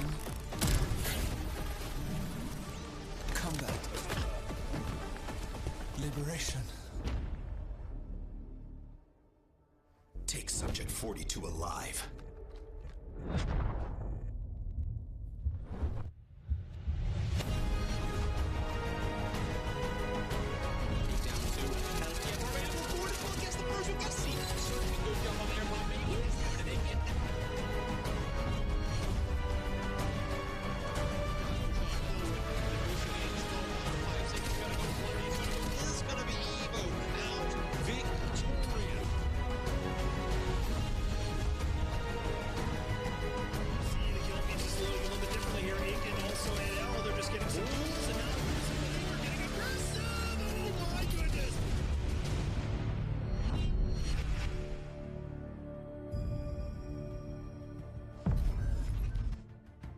If you're just joining us, you're ready to hop in onto Space City with us as we're getting ready for round number 4. Of course, we're getting primed and ready to go with a little bit of that Mandel break action. And this is where it all comes into, right? To see, will the team from NL be able to secure their second Mandel break, or could we see another potential team looking to steal that away from them? And the main objective here is quite simple, right? The priority is just push the Mandel brick, right? Moving into Space City, that is what the teams are going to try and do. It seems simple, but of course it is a lot more complicated, way more beyond that point. And so, lads, I'm excited to see what the teams are going to be looking to do here. Could this be NL stepping up, you know, to get a quick double Mandel brick finish, or could it be another contender looking to rise up? And if so, who do you think though? Could it be DNA? Could it be Evo? Could it be BK looking to play those upsets here? Yeah, it's a really big question because, again, like, I feel like there's this one part of me that thinks that NL is just going to try to go for it right away, right? Just like, look, I'm going to try to get the second Mandel brick, and this whole thing's done. Then we're done and over with in round 4, and then it's just really going to be about squad points and everything coming through. But, again, just kind of giving you that little bit of a recap. This is where, you know, again, NL setting themselves in a great position. They've been able to get 14 kills. They have the most assets being grabbed. I mean, they're sitting at 33 points, Mandel brick in their hand. Like, they are looking very, very ferocious right now. They are looking like they are just like, you know, kicking down the door, chewing bubblegum and taking some damn names here because they look phenomenal. And this is where BK, again, close behind a little bit. They got themselves some points, but, you know, DB's been able to grab some better assets as well. So I don't know. I'm still kind of in the position that I feel like NL are looking to maybe go investing hard, but we know that Evo were able to pick up the AWM before, so that's where I'm kind of wondering if they're going to be able to find themselves a bit of a splash because, again, they were the victors last time a couple weeks ago, but it's such a head scratcher to me. But I am kind of, you know, in a little bit of a hope for NL's sake just because of how well they've been playing thus far. Yeah, I mean, it would be a great story, right? Really good way to kind of close up the storyboard here. But of course, stepping up into Space City, you said this is where we could be looking at a few more of those Tempest and Lunas coming into play. So I'm curious to see what the selection is, as the operator pool is still quite open going into round number 4. We've not really been seeing a lot of Luna usage being played at, right? Tempest, yeah, also quite available. But I want to see what the kind of pairing is going to be here, right? Are they going to go for Stinger to try and maybe accompany that with, you know, the long smokes coming in on that end? would it be helpful for them over on Space City? So it's all going to be down to what the decisions will be. At least for NL, Stinger is not going to be a viable option for them. They're going to have to try and make a different kind of pairing, right? Maybe a double Tempest and Luna loadout, or, you know, going for potentially maybe even D-Wolf Shepherd in there as well. A lot of opportunities and a lot of potential at hand. Yeah, there really is, right? I mean, again, I think it's a good point you bring up too for NL, like already having, you know, Stinger being depleted. I mean, this is where could see Toxic being utilized a little bit. Maybe there could just be some little bit of differences, but Stinger definitely, you know, is a normal pick. I feel like it's kind of like the Luna, you know, Stinger pick. You know, you have kind of like Uluru as well. Like it really does kind of create a lot of it too, but that's where Tempest should be kind of put out. Again, maybe NL is going to try to, you know, bring the Tempest out right away. This is where teams like to kind of wait things out very late and then just kind of, you know, balls to the walls and go for it. But we'll have to wait and see. And the predicted spawns a little bit here for you folks as well, so this is going to make things a little bit more interesting. And NT definitely have the work cut out for them, because again, they're on the bottom of the board, so they have a lot of work for them. But they do predict, you know, in the predictions, have themselves in that tier 1 position potentially, which is great. But it's going to be, how do you capitalize on and take advantage of it? Yeah, and of course you always got to keep an eye on the blue room as well, right? It can sometimes be quite difficult to defend the brick from there. So this is where I think the decision the teams make here for their picks are going to be quite essential moving forward, as we are getting ready to load on up. But it is going to be go time very, very soon, as well, we'll see exactly who they decided to go for. And there we have it, quite a few of those Tempests now coming into play here, as well as the Lunas. So this could be an exciting loadout. Yeah, it definitely makes me excited, because again, I think this is a good pick here from NL. Again, the team with the first Mantle Brick, so having themselves the Tempest, having themselves, you know, for Toxic in this too, and Luna and everything. So this is not bad. You have a lot of gold armor that's here for DB, so this is where, again, a lot of money spent. That's where, you know, I kind of wonder it, because it's only purples right now for NL, but that doesn't mean that they can't, you know, be able to pack a punch. But as you can see, and to get themselves into the bottom of the map here in the launch area, and then you kind of have, again, for DB to be able to have themselves on the left-hand side here as well. So this is where Evo now getting very fast onto this, but we are underway. We're ready to go for round number 4. The first time of Space City here today. And now we have to see who's going to be able to find that Mantle Brick. Is it NL, or can someone be able to show a little bit of pulse and a little bit of life here still in this entire series? I mean, NL definitely being really close to where the Mantle Brick is going to be coming in. So they do seem to be in a very decent setup for that. But DB also going to be looking to come a little bit closer. But we did see quite a bit of that Tempest, Stinger, Luna loadout. So that is going to be quite an interesting one, especially with, as you said, right, Tempest, a really good call for this map. A very unique brick runner. So, right, you got that speed and roll support handles as well. The spike can definitely look to interrupt the enemy brick interaction. So I want to see how they are going to be looked to be played. But everybody now just waiting, right? As we know, Mantle Brick is just a few moments away before it is going to start popping up. Already the tension starting to build, and that is going to be NL starting it off with a little bit of aggression here. Coming through with a knock, but are they going to be able to find that cleanup, as like Bullets is just waiting on the edge, trying to just play a little bit more of a covered position here. Yeah, it's really going to be tough too. Again, considering for BK too. Again, I was saying there's a lot of money invested into this, a lot of gold, right? Gold armor, gold helmet, everything. So that's where it's going to be. For them, they got to keep everybody as much as possible. Yeah, the res comes through, so it's fine. Mantle Brick is going to be available now. We have so many different teams ready to go here. You have NT and Evo kind of on the bottom side of this. You also have DB just on the left.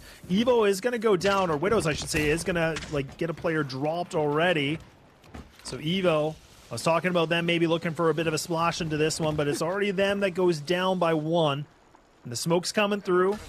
And now NL are going to be able to grab it. There you see the ropes just getting thrown and out of here. So this is going to be nice. That's the Tempest action in full force. So NL is going to be able to have themselves the Mantle Brick. And this is where, again, it's really important, because, again, they already have the 1. And if they can run away with this, this thing is all over. Yeah. Yeah, that's match point done, set, and loaded to go. But now it's going to be Rumu starting us off here with the decryption on that. Ooh, I like the aggression already being shown here by Evo and BK, all trying to look to contest. not letting that decoding go through just yet. But Evo also still having quite a bit of ground to make up for here, right? Already looking pretty decent with their own assets. But if they can get their hands on the mantle brick, this could take us into that round 5. Yeah, and even NL being able to pick up a nice, 600k I just saw there. Like, not bad. Or 650, I should say. So not bad. So NL still, again, looting pretty good here. And they have some options that they can make work with what they want to do with this mantle brick too. So, I mean, again, like just posted up on this, kind of just waiting things out. Some good positions from them. So time is the essence on this. And again, we saw the first time they had it, I mean, they pretty much got it for, Scott's free. Like, nobody's really contesting it. But now, everybody's starting to fire back a little bit here. And Godly, a nice little bit of a spray. But look at that swing. Not able to control it. And there it is, NT. They find themselves in a good fashion here. So DB have been dropped already down to 1 player remaining on this. Now BMO trying everything in the abilities, trying to get something done here. Not going to be a good position. Not going to be easy at all. Already losing 2 players. Now you have to collect your thoughts. This is where the fight's going to be a little bit more difficult for them. And just being the Stinger too, you have that utility available for you, but this could be an interesting play potentially. But getting caught here, smoke's going to get thrown and going to block the vision just a little bit. Yeah, I like the fact that we are seeing quite a bit of that Luna play coming through as well, right? A lot of those electric arrows trying to kind of block the entryways. So just trying to prevent any potential access being granted there. So it's looking pretty decent though. But can NL keep that going, right? They are going to be pushed to the very limit. The teams know that they're going to have to try and deny that decoding, at least for NL. Eco moving much closer as they push up to the station here. Ooh, this could be a cheeky date though. Very good hit on that one. But now up comes a little bit of that Tempest push here. Mumu just trying to hold on the edges. And this could be almost a bit of a bait and switch coming through here from the NL side. Yeah, again, I love the high ground that they have. But again, like some of that utility that blocks it makes it really tough. But oh, that's a good little bit of a tag here from NL to drop one of the players here from DNA. So again, now DNA having the 2 still surviving onto this, but NL posted up with 1:30 left here for the mantle brick. So this is where, again, Evo, they're very close and everybody's starting to go a little bit rampant on this fight. This is where things are going to have to be closed off very quickly here. And NL, this is where the pressure starts to cook real high. And now this is all about just getting the heads to spin a little bit. Evo kind of sitting on this, and there it is. They're going to be able to find that, so there we go. Now they get themselves that mantle brick, so now we still got the reset a little bit with the 330. So now NL, it was looking decent for them. Evo put themselves in a great position, just kind of hanging out in the room. And now this is even going to be more difficult. This is where they love to play like a couple weeks ago, right? A lot of teams just lock this down, and now teams are going to have to get up close and personal to go for the bit of a fight and engagement to get that mantle brick back. I think this is an interesting play, especially now for NL, right? I mean, they looked a little bit confident that nobody's going to be able to go in there and steal that mantle break away from them. But turns out, like they would have to be a lot closer to that. So Eco looking pretty good on this one. Let's see if Eco can get that decoding successfully locked in. Pika, they're also trying to weigh up their options here. Are they going to try and contest it? Are they going to move up? Or how will they look to play through this? Meanwhile, DB down to a solo, right? Giving them very limited options. I mean, essentially, there's not all too much that they can do for the remainder of this round. So they're going to have to hope that there will be a round 5. Yeah, not looking good right now for DB. Again, just kind of behind the silo, and it's just a matter of time. I was going to say, yeah, the demise has been met here. So for NT, yeah, they take the sacrificial lamb a little bit on this, but they're going to be able to find the res, so they'll be fine. Evo kind of posted up like we're talking about, and like you said, I feel like NL, I agree, they were kind of posted up on the high, like they were looking pretty good for it. We see a lot of teams just kind of hanging out in this office. So now this is where, again, they're gonna have to change up the strategy. Evo looking to find themselves that first mantle brick to make the conversation even more interesting. And now a little bit of a player spot here from NL. Joe has been a little bit more on the ropes.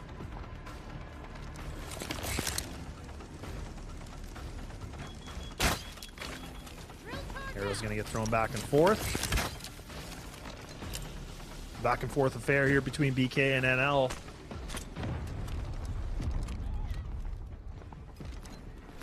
Hitting 22 though, DK. This is where, again, time is ticking. Teams need to get moving.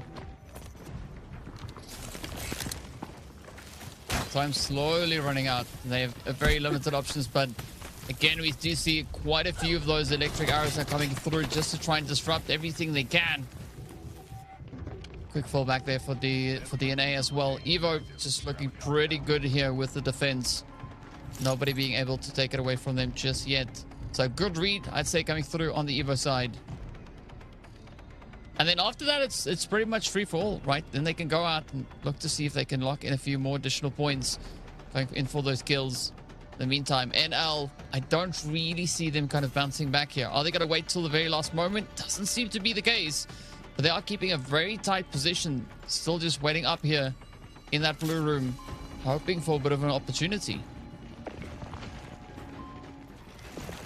They do have the toxic, so they have the smokes, and now we're starting to see NL getting a little bit more moving here. So this is where the Tempest, now again the ropes, you just have to be able to find the timing of the 16 seconds, goes for a swing and goes down to the grave. And already now 10 seconds remaining here for Evo. All they have to do is just hold on to this. It's just time ticking away, and Widows is going to get close onto this, and you can see the decoding trying to get attempted here, but 2 seconds remaining. Is they going to be able to find it? No, they will not. It's going to be Evo. They will be able to find the Mandelbrick, and they have been able to extract it. It's so close here from NT trying, but there it is. Evo being able to lock this down, and they are able to maintain themselves into this series. And now we have 2 teams being able to have a Mandelbrick each. So this thing continues on, and NL, they take the passive route on this, and it does not pan out for them. And NT, they were trying to get a little bit hot and heavy on it, but unfortunately that was a bit too hot of a dish for them. Yeah, it shows you how difficult that blue room is to defend. Main entrance definitely granting quite a bit of an opportunity here, but now it's up to NL to make the most of the situation. Surely they don't have a play at the Mandelbrick anymore, but now they can go and try and secure as many assets as they can possibly find here. And of course, there are quite a few players also still holding in the surrounding area. So this could be a big bank moment for them if they can secure those plays. And it does seem like Loco is doing exactly that, going for the safe. Trying to find a little bit of an extra boost here. Can he find any reds in the back? Oh, big old bit of red coming through. But that's the troubling bit. Where do you put that, right? The safe box is only so big. So the option here, if they want to walk away with that 4.4 mil, they're going to have to go through the extraction. Yeah, they definitely are. And again, now this is just going to be, just grab some good amount of money, like you said. And now, even for, again, we saw, let me just look it up here. I was going to say BK, they were the ones that, you know, they had a lot of the gold armor into this. And then we saw that DB are also there too. So, but again, you're already a couple of these teams already down by players. So you have DB just surviving with 1. So not going to be easy, but again, really good here around for Evo in the sense of just getting the Mandelbrick, being able to find themselves back into fighting contention. This is where, again, like when I was watching them, you know, a couple weeks ago, like this is where they were able to win, and they just locked things down right into the room, right? And that's when they were able to do such a great job just, you know, holding on the control of the Mandelbrick. And it's such a difficult area to get into because you have to get the smokes placed properly. You have to be able to essentially like find that couple seconds to be able to just, you know, touch the Mandelbrick and get the heck out of there. But Evo, really good job just being able to utilize that position and really making it problematic. And like you said, NT now, they're just going to be going on a little bit of a hunting spree in terms of money. They're going to be close onto this. Still some fights, and they do take down Widows, but for Evo, it's kind of like, you know what? Ain't nothing. They're just going to take this a little bit off the brow. They don't even care at this point. They're feeling good with the position they're in. Yeah, they just beam in at this point in time, so it doesn't really matter too much what happens for them at this point. They are going to be set, right? They can look to go into round 5. Go for that Mandelbrick yet again. And of course, well, we could have a potential repeat of what we just saw, right? I'm hoping to see NL, though, coming back with a different strategy, right? As you said, the passive approach, definitely not working out for them, so they will have to get considerably more aggressive here. And, I mean, I think this is a good point for them to try and settle on, right? Go for those kills, try and make the bank, and come back stronger in round number 5. But they do lose a player, so still got to be quite careful here. Yellow they caught here too, and you can just see that Mumu is just trying to, again, just look for some fights and just kind of, you know, checking things out a little bit. Nice little bit of a nice one with Clips, and now goes for another big swing. All right, that's going to be a full wipe, so Evo go down, but like you said, NL taking it a bit slow in the beginning, and then now they go for the fights, and with the under 5 minutes remaining onto this. So again, it's going to add up nicely. Like the fact that they can just pick up some of these kills, 800k apiece. It's going to just add a little bit here for the funds. And it's interesting too because they have the same, operator composition as well. So it just felt like Evo kind of played a little bit of a different setup on this, and then NL, like you said, playing a little bit more of the passive game, a little bit more conservative on this one. But it does put them in a little bit of begging the question, maybe kicking themselves just a little bit not to be able to find a sweep like that. But look, I mean, that's a lot to ask for, to be able to, just go in and, take 2 Mandel bricks and be done at the day, right? I mean, that's that doesn't happen, I don't think, a whole lot of the time, but it does happen, so we can't get away from it. Yep. I mean, that's the aim, right? Trying to get as many as you possibly can. And I think this is also a good opportunity for NL to just make that assessment of what works and what doesn't. Definitely got to try and come in with an approach similar to what Evo has been able to secure here, but DNA also now stepping up to the plate, looking to get their share of the action. Did you see that zipline now really being utilized? I like to see the quick, cheeky trades coming in, and that is not going to be enough for Antikuro to survive. Mumu now having to step up to the plate. DNA slowly encroaching.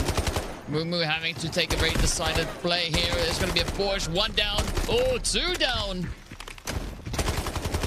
Quick pickups as well, and Mumu just on fire, but unfortunately it's not going to be enough, as they will get ended right then and there. DNA is still having an opportunity to bounce back.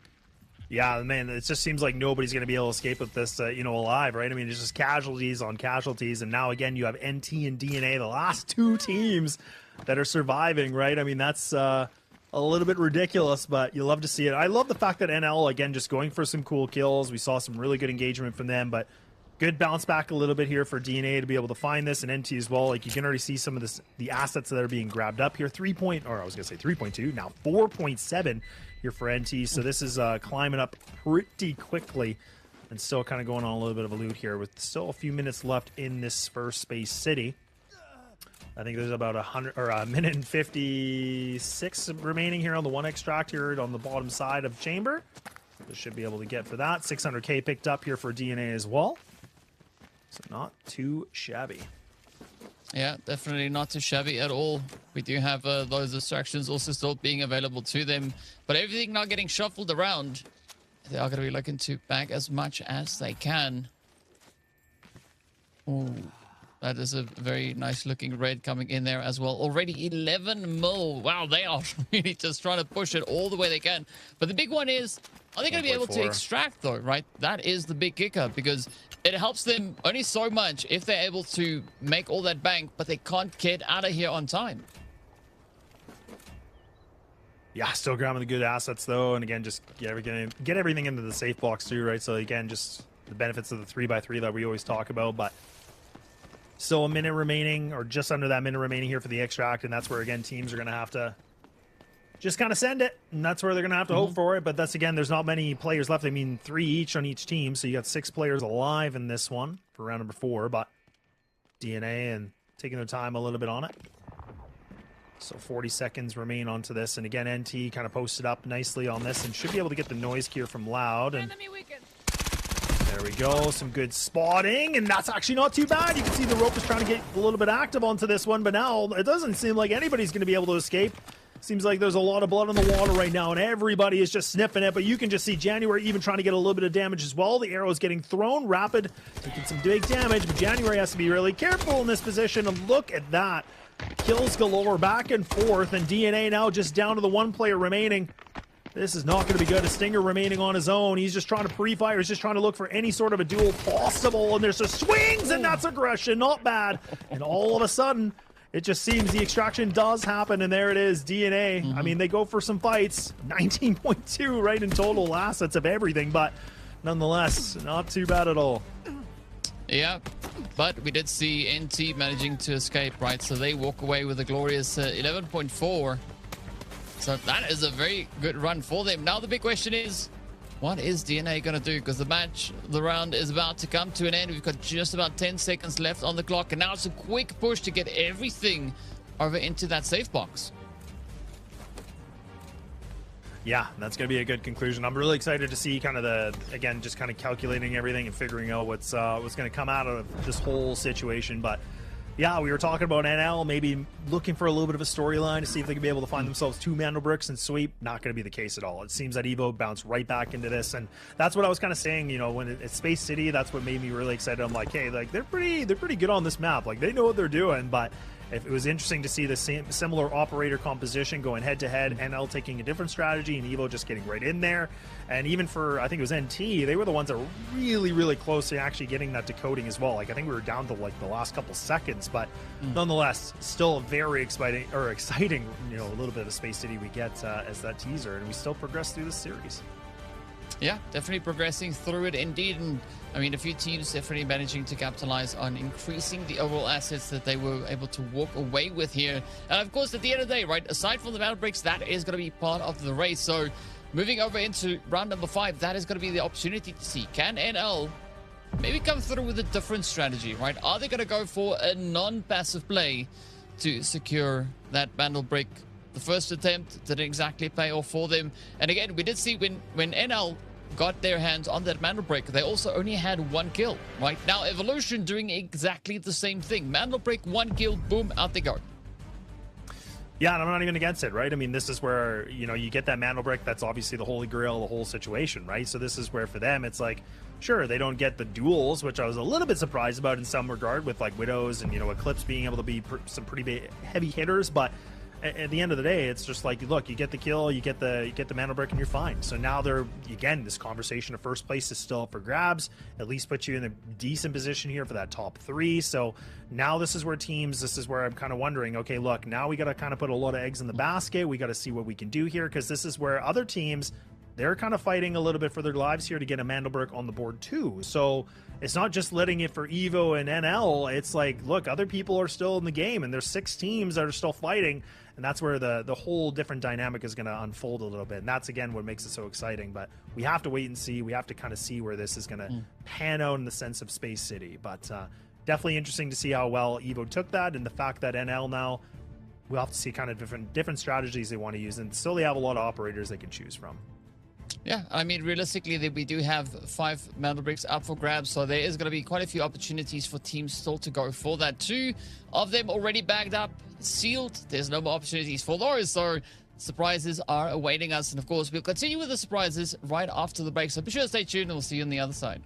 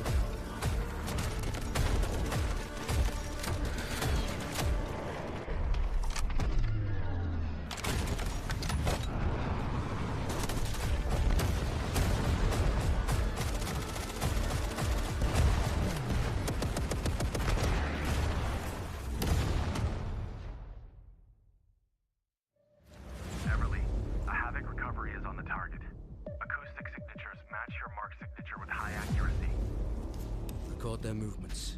I'll find them. Target acquired. Staging retrieval.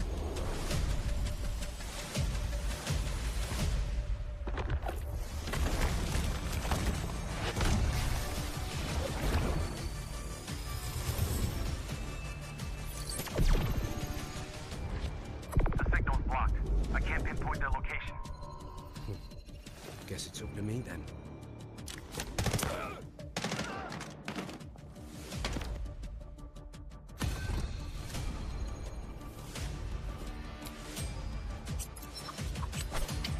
The echo of truth cannot be silenced.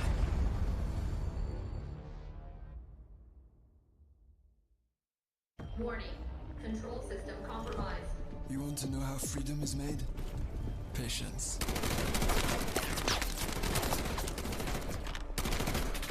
Violence.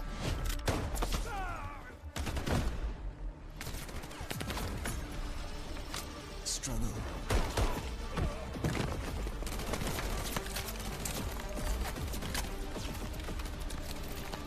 Evolution.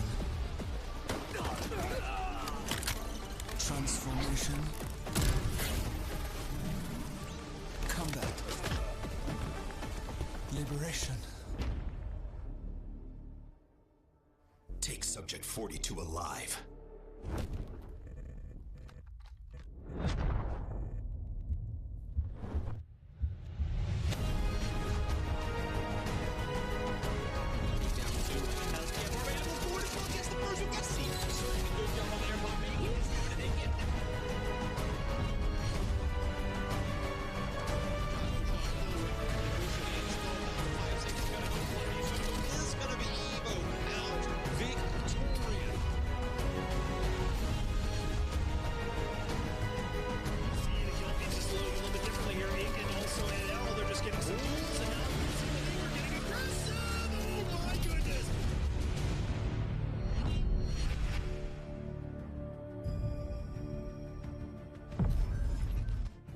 All right, welcome back, everybody. We're ready to go, and we're in round number 5, if I can learn to count. But look, it's been exciting. We got the first Space City done, and now we're through Mandelbrick City. So now we get to go through Space City one more time. Well, a few more times we have to. But look, we have 2 teams now with 1 Mandelbrick each. We have NL sitting there with 1. We have Evo sitting with 1. And now the biggest question is, do we see a team finding themselves with 2 to kind of end this whole thing here and now?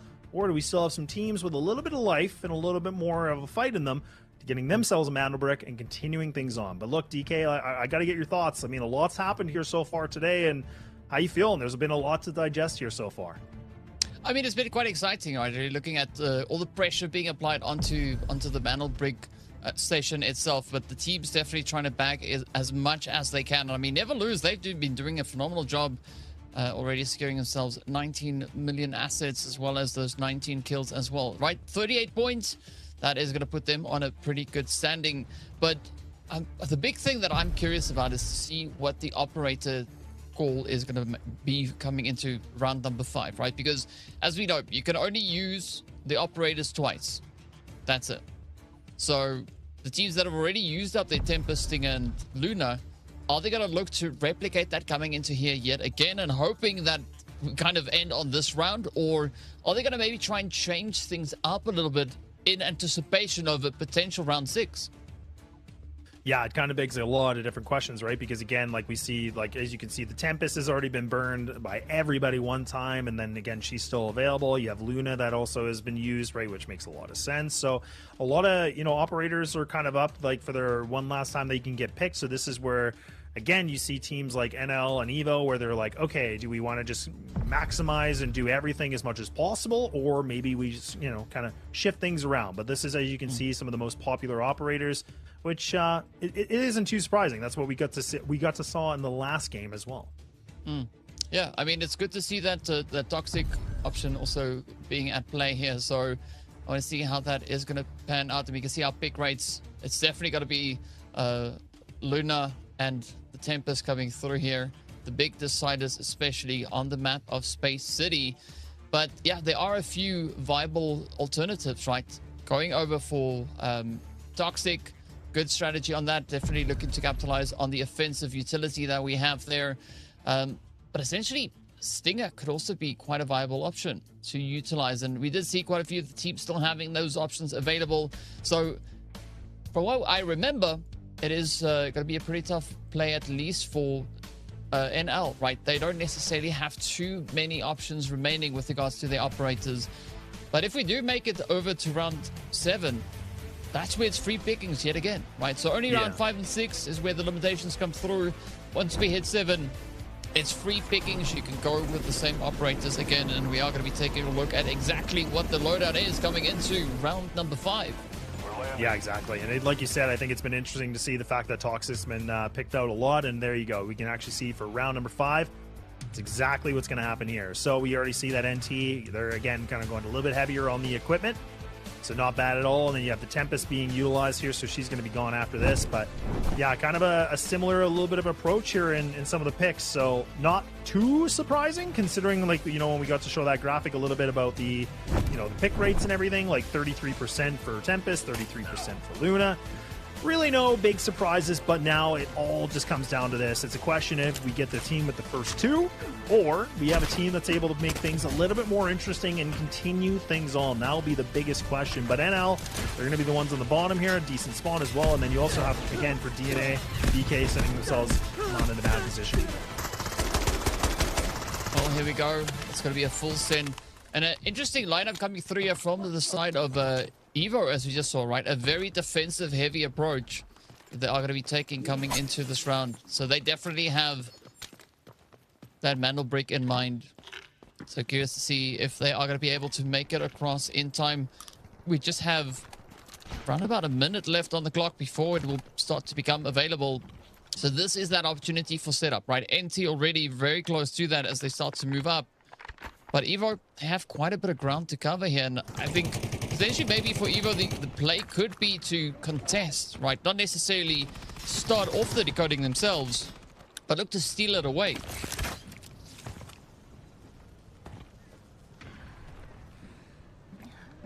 Yeah, and again, just for the Mandelberg to be able to get dropped here, it's about 30 seconds out. So this is where teams are getting close. You have NT. They were the ones as well that have the Tempest available, so we'll see, most likely see that, considering they're ready to go. Posted up on this. And not a bad idea for NT, like, again, like a team that's been, you know, unfortunately a little bit more on the bottom of the leaderboard right now. So for them just to kind of go for a big play, try to get the Mantle Brick in their possession as much as possible. I don't even mind this. I think it's actually the smartest thing, because they need to kind of pull a little bit of a Hail Mary, honestly. I feel like they need to do something big and swing. So for this, now it's going to be dropped. Mandelbrick is ready to go, and it's up for grabs, and now we get to see NT. They're moving quick on it. They ain't messing around. NL, though, does find themselves a little bit of a good duel, but NT are getting some warning shots, and actually, not even those warning shots, they're taking some damage. So this is where it could be a little bit of a problem, but NL get caught. Now, it is going to be for NT to be able to find the Mandelbrick. They pick it up, and they do escape with their lives. So now the biggest question is, where do they want to take this to the decoding station? What kind of avenue do they want to go? Do they want to take this in the same room we saw before, or do they want to mix it up? And it looks like we're going to go right back to the Old Faithful. Yeah, NT pushing in here, getting their hands on a beautiful bit of reds as well. I like the upset though, right? NT definitely looks like they mean business, coming in with quite an offensive loadout here. Going to be looking to kind of brute force their way into walking away with the potential Mandel Brick if they get to that point, if they are able to get their hands on it. But DNA, January, already essentially on top of things. So I'm curious to see how this is going to pan out. DNA, though, they are just heavy on the loot, right? They're like, you know what? We got to make sure that we are covered either which way. Either we get the Mandel Brick or we don't. But either which way, we will have to try and secure that play. Of course, now it is going to be like bullets, just going for a little bit more of an aquatic approach here, trying to sneak their way through the river, trying to get up into position. But NL, being an absolute menace on the outskirts, does find that first pickup. Are they going to be able to secure the second, though? Maybe not, but again, you always have to worry about the sharks and stuff too, right? Just being in these waters, it's always a little bit scary, but not bad though for NL. They'll be able to, again, just doing a little bit of poking and prodding here, just being the Dons right now. They're trying to control it as much as possible, doing some damage, getting some kills, you know, just trying to push everybody back as much as they can. Less competition going, you know, fighting for that Mandel Brick. But now with still time on this with the decoding, I mean, NT Just sitting at that under 3 minutes remaining, 2:45 if we want to be super exact. And now we're going to see NL. They're going to start to run this in a little bit here, DK. This is where they might even just try to not wait things out. We normally see teams try to take their time, kind of wait for that 1 minute 30 mark, but they might even just try to do it now and just like kind of say enough's enough. We want to have this control and we want to get ourselves back into winning form. Yeah, I mean, it's going to be an interesting player for NL, also going with a very offensive, heavy approach here. As they are going to be locking it down, blocking NC from coming through. Quick change of hands here, but now it's going to be NT's opportunity to try and respond. Will they be able to get anything done in turn as NL? They've seen before, right? You can't really go for that more quiet approach, and NC just taking it right on back. Yeah, it's a little bit of just, you know, tag, you're it. I'm going to go a little bit of a hot potato on this. But yeah, NT is sitting, again, just sitting in this room. It's good. I mean, this is where, again, they have to expose themselves and kind of restart the decoding a little bit. So for NL to be able to find it the way they did was definitely not too bad at all. But NT now kind of realizing, okay, look, we're going to have to hold on pretty well to this. But the more that we keep, you know, getting people to, you know, get hands on the mantle brick, that's where things get a little bit more of a problem, right? That's where we talked about it, and you were bringing it up with the rules and everything, where it's like, look, it does kind of change the timing of it and everything. So there is a world where, you know, everybody just keeps interrupting it, and that timer resets and goes down to what, like the minimum of 130 if we get there. And that's when, again, that's when things and the training wheels are off and everybody is just full running into it. At this point, nothing has really been decided all too much. We still have a decent chunk of change left on that decoding. But this is where it gets a little bit more interesting, right? Evo, in the meantime, are going to be looking to just lock in a few more reds along the way. NT now on the defensive. Going to fight the violence with violence, right? That is going to be the aim here. BK, though, they're going to try and breach as they push up onto the side here of DB. Quite a bit of the utility now coming into play as well. Jota just on the outskirts, looking for a sneaky approach, looking for a cheeky angle to get themselves secured. And, ooh, a nice bit of backup here coming through from Jota, right? In case things don't go according to plan, there is that opportunity for a quick little bit of a reset. But now Like Bullets comes in, and that is on the money. The shots come through, and DB now getting put on the back foot, left with only one operator left. Yeah, a little bit of a fight still on the outskirts of this here for the NL. They're actually going to be the ones that are close on to this. Look for a little bit of a fight on it. Still 5 seconds, and there you can see NL. They should be able to have 3. And there you go. They do. Absolutely. So there's that little bit of a reset, and NL back into a little bit of control fashion. Get themselves not too bad. And now NT, again, now needing to fight for something here. They're really getting caught here with some really good utility work that we're seeing from NL already. And that's kind of the situation. Again, like being in this room can be really strong, but again, with multiple different angles, you can kind of throw utility and it really just can debuff you a little bit. But there it is again. Back to the tag I talked about. Yeah. It's always a case of, oh no you don't. As NL just thinks that it's in the bag here. I like the fact that Evo also started to move up a little bit closer, right? Looking to contest that decoding, because realistically 2 teams could look to steal the play here. NL, Evo, but NT is going to try and get this one in the bag. DNA also just kind of keeping themselves relatively close, not too close for comfort just yet. I got that sneak approach here from Evo, trying to be as quiet as they can, trying to fully engage the stealth mode as they make their way through. But again, Evo definitely opting for a lot more of a defensive position, right? I think for Evo here, once they get over onto that decoding station, they could look to lock it down and take possession of it, right? To kind of deny access onto the decoding room itself. Yeah, and only a minute, like just under a minute remaining onto this too. So this is where, again, Evo had kind of been waiting things out. It's just letting other people go for the big fights, and then they can kind of swoop on in. But even BK now kind of entertaining the thought, right? Again, they've been able to grab some good assets into this too, 2.7. And this is where now NT going to get a little bit caught. You can already see a little bit of a debuff already happening. They should be able to dash into this, and Jota, there it is. Should be able to just get on out, and there we go. BK now get their hands on the Mandel Brick. So that minute and 30 has now been active, and now this is where NT, now they have to go for these fights. They have to kind of get themselves out of this position. This thing is back and forth, a bit of a teeter-totter, but there's so many different people that are on it. So this is where it starts to get really, really nuts. This is where, again, like I said, the training wheels are off and everybody's here for the real meal deal. And now Evo finally getting themselves a little bit into this, taking a little bit of damage, but NL now, the two teams head-to-head here with the Mandelbricks each are starting to go a little bit toe-to-toe here on the back skirts of this. And still 50 seconds remain here, DK. Yeah, I mean, this is turning into a war of attrition, right? Because also the squads come in with only so much ammunition. So they're going to have to be very selective with which engagements they decide to go for. Because very soon they could find themselves in a very uncomfortable position where they are completely depleted in the ammo department.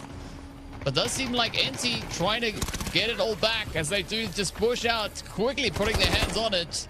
Falling back into safety. Now Evo also trying to make a little bit more of an upset happen here. NL also still trying to keep themselves in contention for it. And we've seen that Mandelbrick change hands multiple times. But this could be now that push from NL as they look to go for a few additional bits of the cash here. Right, as we know, getting that elimination is going to award them 800k. And the decoding starting yet again. NC having just a few seconds left, but BK also just trying to be an absolute nuisance here. Yeah, they really are. And again, that's the thing too, is like, even again, the assets are still very important, right? Like Evo sitting themselves at 3.9. So even if like another team picks up the Mandelbrick, it still puts them in a really good contention here. Or if they're able to, you know, if NL finds the Mandelbrick in their favor eventually, like it still, again, puts them in a great position for that number 2. But at the end of the day, everybody's fighting for that first place to continue on for the regional. And now it's 25 seconds remaining. And now NL going to go back here for the grab. And they're going to be able to find it. So there we go. NT don't put up much of a fight. They can't really move a muscle. So this is where NL now have themselves back into control of the Mandelbrick. But the question is for how long? Again, minute and 30's already been depleted down to 115. But now we see BK. They're the ones that are going to be able to go for it. Boy, oh boy. This is just everybody going for grabs on it, like you said. I've lost count how many times this thing has been grabbed already. It's always turning into a case of hot potato here, right? Constantly just swapping places from the one to the other. NT now quickly trying to get themselves back in. Let's see, can they pull this one off? A very defensive strategy coming through here from the side of NT. Quick retraction as well, just pulling back into the building, into the room. Making sure that there's no surprises coming their way just yet. But I like this kind of setup that they have here with Luna, right? Luna definitely bringing in quite a bit of a helping hand, especially coming with those arrows. If there was going to be a push on it, to send out an arrow does make the collapse just that much more inevitable. But let's see what Evo is going to do. Again, right, team's kind of holding off here. Don't want to get caught out in these altercations, but it is going to be a quick clap coming through here as BK now down to a 2-piece. Evo looking to kind of rise up. Again, going for that heavy defensive strategy. And I mean, that could also be quite a brilliant tactic to utilize. Yeah, it absolutely could. And again, that's where like DNA have been really quiet. They've been kind of weighing things out. So BK and DNA down to 2. Everybody else still sitting with the 3. And now 30 seconds here on to the Mandelbrick. Everything getting spammed away, and NT getting a little bit caught. But look at this! Oh, hang on a second, NL! Look at that! It's an absolute swing! And NT are eradicated. They are removed. They said enough is enough.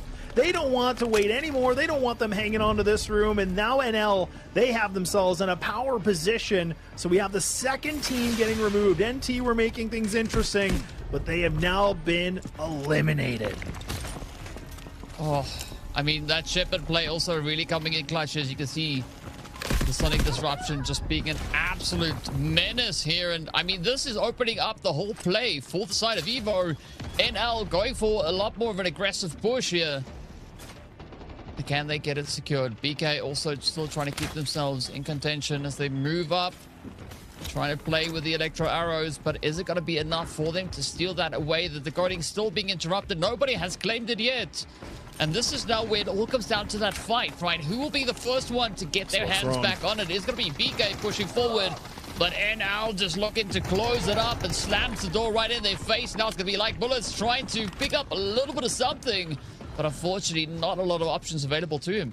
Yeah, I love the fact that BK actually tried to go for it, right? They've been the ones that have been kind of just waiting things out a little bit. They finally tried to do a little bit of a swing if they can, but honestly, some really good work from NL just being able to land, like just causing a lot of disruption here. So now they're going to be able to grab the mantle brick. It's finally been grabbed up again. Like we said, there was a bit of a pause onto this. So now they hold on to it. Now you see the BK down to only one player. Again, just getting a lot of good information, but the timing is going to be everything. Again, you're talking about a one-man army here for BK. You have Evo here. Then only have the 1-up-2 technically. So this is where it's getting difficult. NL in a magnificent position right now. You have all three players alive. You have control of this room right now. A minute remaining. This is a big opportunity right now for them to close the deal out here and now. I think for NL, this is a good shift in the approach coming in to that mantle break. Evo trying what they can, trying to maybe bring in a bit of a more upset here. But Phantom is going to be tempting fate at this point, as Stinger is also only going to allow so many different options available to them. But let's see how this one is going to pan out as the push comes through. Like Willet's also trying to keep himself here in the fight, but I mean, it's really tough to go up against the defensive angle here from NL, right? Fight fire with fire, and that is exactly what they decided to go for. Are going to be looking to lock it in, just making sure that nobody can get even remotely close to contesting that decoding. Getting it down just a few mere moments away. Up comes Evo. Oh, down they go. But now it's going to be BK trying to see if they can claim it. But unfortunately, they will get denied, and that is it. NL gets it. The mantle brick decoded and is in the bag. 2 for 2. 2 for 2, and that's going to be it. So now, again, with 2 minutes remaining onto this one, now it's just about all the firefights, and now this is where things could definitely get a little bit more interesting in terms of, below first place and everything. But massive play here from NL. Honestly, just being the test, just being really good to being able to find themselves control back into this, just really taking their time with it. But I got to give it to NT. I love the fact that they were coming out with a swing. That's what I was kind of saying. They put a lot of money into this. They had the gold armors. They had everything kind of just, depleted. But they just couldn't hold on to it. I mean, it felt like the mantle brick got grabbed up pretty easily. And now even for BK, again, he's, for Light Bull, it's been pretty awesome to see, just going for some good fights and causing a lot of problems for Evo. So there you go. NL have themselves everything done, and it is going to go their way. So now them being the first place team puts them in the position now going for the regional, which is huge. I mean, this is what teams were fighting for, right? And now it's a big opportunity to play some of the best teams, and this is very, very exciting for NL. What a massive, massive win here for round number 5. Yeah, absolute insanity. Pretty crazy play in total, but look at that glorious almost 27 million in total assets that they are able to walk away with here. So a very good day at the office. Of course, they now bring all their players back up on their feet, and now they just wait for the round to close, right? Just got a few more moments to go, and then it is going to be job done. It's all a good one. And I mean, NL, I like the fact that they decided to not go for such a passive play compared to what they had in the previous round, right? This time around, definitely aggression is going to be the way to go. Yeah, it definitely is. But again, even for a team for NL, just being able to, double up on the mantle bricks and getting themselves in the regional here for the open qualifier has just been a huge feat for them. Yeah. But we can also talk about the fact that there is, another open qualifier that is going to be available for teams too. But at least for NL's sake, now they can kind of sit back, relax, kind of practice a little bit more. They can watch some of the competition in the open as well. So it's a great position for NL to be in, considering how things have kind of unfolded here. But look, I mean, NL got themselves that first, but Evo were able to get themselves that conversation for the second. But at this point, it doesn't even really matter, though. So big congratulations for NL to be able to find it. Yeah, I mean, it was a very highly contested mantle brick that we saw, right? It changed hands so many times, but at the end of the day, NL able to lock it out and walk away with that double decoding, and absolutely phenomenal things to see. But I mean, you got to get, as you said, right, give it up to NT. They came really close, just so aggressive out of the gate there. But I also like the strategy that Evo kind of brought into this, right? Coming in with a very defensive play, trying to see if they can disrupt it, especially leaning quite heavily on ship, but coming through with all the Sonic plays on that front. And unfortunately, defensive, not really the ticket here. Yeah, and it kind of felt like I was kind of looking back in the notes too, and it's like, look, like NL were the ones that were like doing really well in the sense of just picking up, you know, a lot of loot. They were the ones that, you know, were getting Mandel bricks. They were the ones that were really just kind of, again, just putting their name all over this whole, you know, open qualifier. It felt like it was theirs to win, right? Like there was one point we were talking about like total assets was like 19.3 million. They had like, you know, 38 squad points. Like it was just looking really good. And even in this situation, as you can see, 8 kills, they get the Mandel brick. You know, it felt like, again, NL had a really good game plan coming into this. It felt like they were doing a great job just kind of, again, to solidify themselves into the regional. So it's a big thing to see, right? Because you kind of wonder how teams are going to tackle it. You talked about EVO with some of their strategies. I agree. But it just wasn't enough here today for the open qualifier. Yeah, I mean, it was worth a shot, right? Give it a good bash and see where it lands. And, well, as we saw, definitely going for the more aggressive play is the one that could buy you that ticket, right? The Tempest, Luna, Toxic, Loadout, right? It is a really good one if you want to try and defend that Mandel break. But yeah, Loco doing some pretty good work here, picking up the 5 kills. Mumu also picking up 3 along the way. And Articuno again, right? Not finding a single kill. So it's interesting to see that kind of dynamic working across the team, right? Articuno definitely seeming to be the one that is focused more on kind of getting the position sorted. Yeah, and I mean, that's the thing too, is like, again, we got to see some really good highlights like you talked about for some of the NL players where, like, again, just going for big swings and big duels, and like you said, 3 here, maybe a couple on the other side, maybe some of their teammates not. But that's the thing, like, you want to be able to have you set up your teammates in proper fashion, right? Like we were talking about for the Luna being able to just get some good intel and just kind of creating the space for his teammates to be able to go in and go for the fights. So I mean, yeah, on paper it doesn't look, I guess, the best, but we do know there's a lot of, you know, assets and abilities that they're bringing into this to allow the teams to kind of, you know, blossom really well. And just as you can see, like, Mumu had himself really big triple kill at one point. We saw that big wipeout they were able to find in that card room. So again, I'm still very impressed to see what they were able to do with this. And that's where, again, we talk about those operator compositions where you're like, okay, what do they want to do? And I felt like Toxic was really great in this because I didn't get to see it as much the last couple of weeks, but this time you could really, you know, see how much he could really bring with the arsenal, and especially with the new season that we had underway here too. So it's been very, very exciting to see what is happening under the open qualifier. No, it definitely has been quite a bit of a play there. And yeah, I mean, we did see Stingers also getting utilized as well. So I like the kind of shift in the dynamic, right? Like, because ideally I would think that Stinger is a pretty good combo, really helping to kind of keep Luna and Toxic very much, or Luna and Tempest rather, keep them, you know, kind of in the fight so they can just keep on kind of feeding that aggression. But at the end of the day, it shows that, you know, if you add a little bit of Toxic in, they add even more offensive angles through, then the only way is up, right? The only way is up. So yeah, I like the fact that teams are kind of testing those combos, right, to see what really helps them secure the victory. Yeah, exactly. And I mean, that's where I was kind of mentioning a little bit too, is that we had, you know, 2 open qualifiers that are coming through. So the fact that NL have themselves, you know, a little bit more in the relaxed state definitely feels pretty good.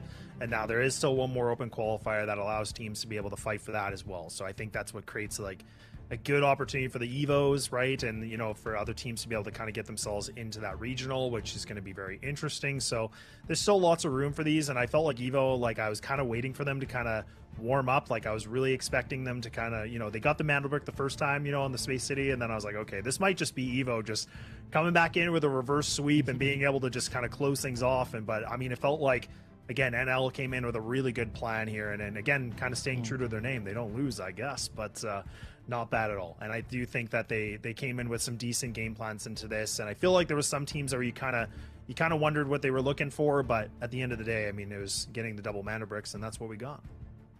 Yeah, objective completed, right? I mean, what more is there to say about that, right? They stepped up, they did what they had to, and of course, you know, Space City is always so exciting to see just exactly how the teams kind of approach that, what the play is. I think it's also very good that we didn't see any of those Sharks really managing to do all too much to anybody, right? BK, they were testing the waters a little bit, but also maybe a little bit testing it too much, especially coming into this last round. But yeah, I think a lot of excitement across the way.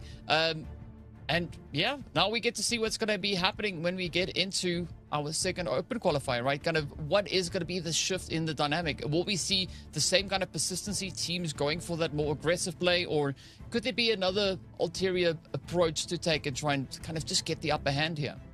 Yeah, and I mean that's the thing too is again some teams like to really weigh things out in the later portions of like the whole series, right? Like this is where I was kind of saying like I'm curious what teams are going to kind of go right away for the Tempest picks and kind of just doing that right away to see. We saw some teams being a little bit more conservative with it and kind of waiting to kind of unleash that pick right away because again like her kit is so important, right? Like I mean the ropes is just an obvious thing. Like you get in, you get out. We saw it how many times on this last round or the match of Space City and everything in the round we just saw. So again, it just kind of begs a lot of different questions. But I do agree with you. Like lots of these teams that kind of didn't make it through here right now, it's like they can go back, watch what they can do differently. They can see what some of the other teams are doing, and then they can try to anti-strat, kind of figure out what they want to do a little bit differently to change up their strategies to see how they want to take it. Because we do see some teams go right out the gates, try to get it done, and then we see some teams that like to play the slow game and kind of work all the way to the end point if they can.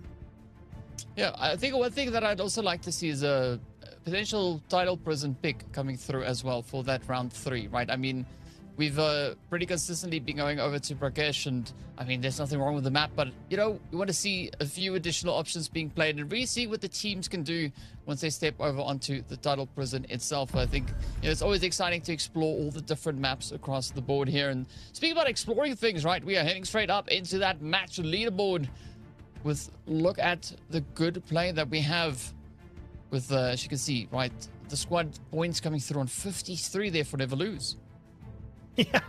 Yeah, I mean, not bad at all, right? I mean, double Mando bricks, 27 kills. Like, that's what I mean. Like, it's just so funny because it felt like kind of looking at the match leaderboards the entire time. I was like, okay, they're really picking up a lot of kills. They're doing a lot of the looting. They're doing a great job building assets. I was like, I was starting to get this impression like NL really were trying to make a statement here. They were like, okay, hang on a second. Like, we are going to take this open qualifier. It's going to be ours, no question. And honestly, there are no questions because I mean, again, it was 27 kills, 21 assists, like some really good damage inflicted. And again, 26 million is not too bad here in total assets, all things considered. So NL really came in with a perfect game plan. And honestly, it just kind of felt like the tea leaves were kind of lining up for them very nicely here. Yeah, well, you can't go wrong if you are, just have everything locking into place for yourself. But it is a pretty good day. So, yeah, excited to see how all of this is going to pan out. I mean, Never Lose just really, really consistent with that, especially Loco. I mean, there's probably a reason why Loco is called Loco, looking at the amount of kills that they were able to secure in this game. Also, almost hitting 4 million with regards to the total assets gained across the rounds that we've played so far. And I mean, Articuno definitely showing that they are the strategists of the team, right? Not going to be the one to get aggressive. Instead, is going to try and play the angles, find the loot, and just be quite difficult to find. Yeah, Articuno really, I feel like, again, just doing their job and just kind of, again, creating a lot of good opportunities for, like, players like Loco and Mumu to be able to, really shine bright. And, like, again, I definitely agree. Like, Loco felt like, just going for a lot of good duels and being able to find some really good timings against some of the players, which, again, puts Loco up at 15, which is pretty wild. And then Mumu, like you said, sitting at 11. So they really did pop off. Like, I feel like there was some really good ideas of, like, okay, how do we get these two players to just kind of get off the leash and just do what you do best and just inflict the damage. And look at they did. Like, they got the loot, they got the kills, they got the mantle bricks, they did everything. They did everything on the checklist, and they did it more than once. So I definitely love it, and I think they did a really good, I keep saying it, the game plan was perfect, and I don't think it could have been any better, in my opinion. Yeah, I don't think there's much that we can fault for NL's plays across the day here. I mean, coming into that first round, also just going out there, making sure that they walk away with a decent amount of bank. Round 2, they got their hands on that mantle brick. Round 3, yeah, like it was there, right? Again, not looking to go too overly aggressive, but round 4, they tried the strategy, saw that a little bit more of a passive approach is not going to work out, but round 5 was the ticket, and they got it all locked in. And I'm excited to see what's going to happen, right? Of course, as we know, we will have that the next open qualifier coming in as well. The teams could definitely look to learn from this or come in with their own dynamics on the board here, but it's all going to boil down to what they eventually decide to do.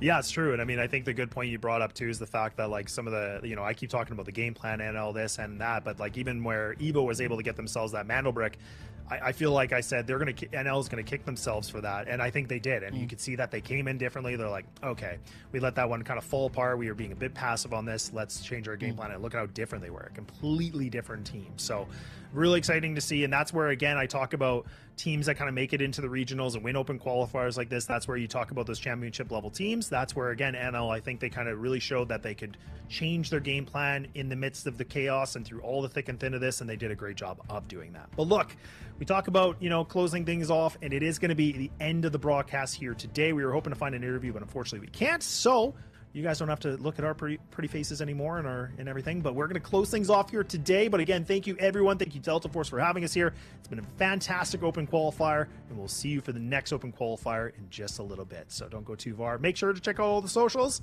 We'll see you another time.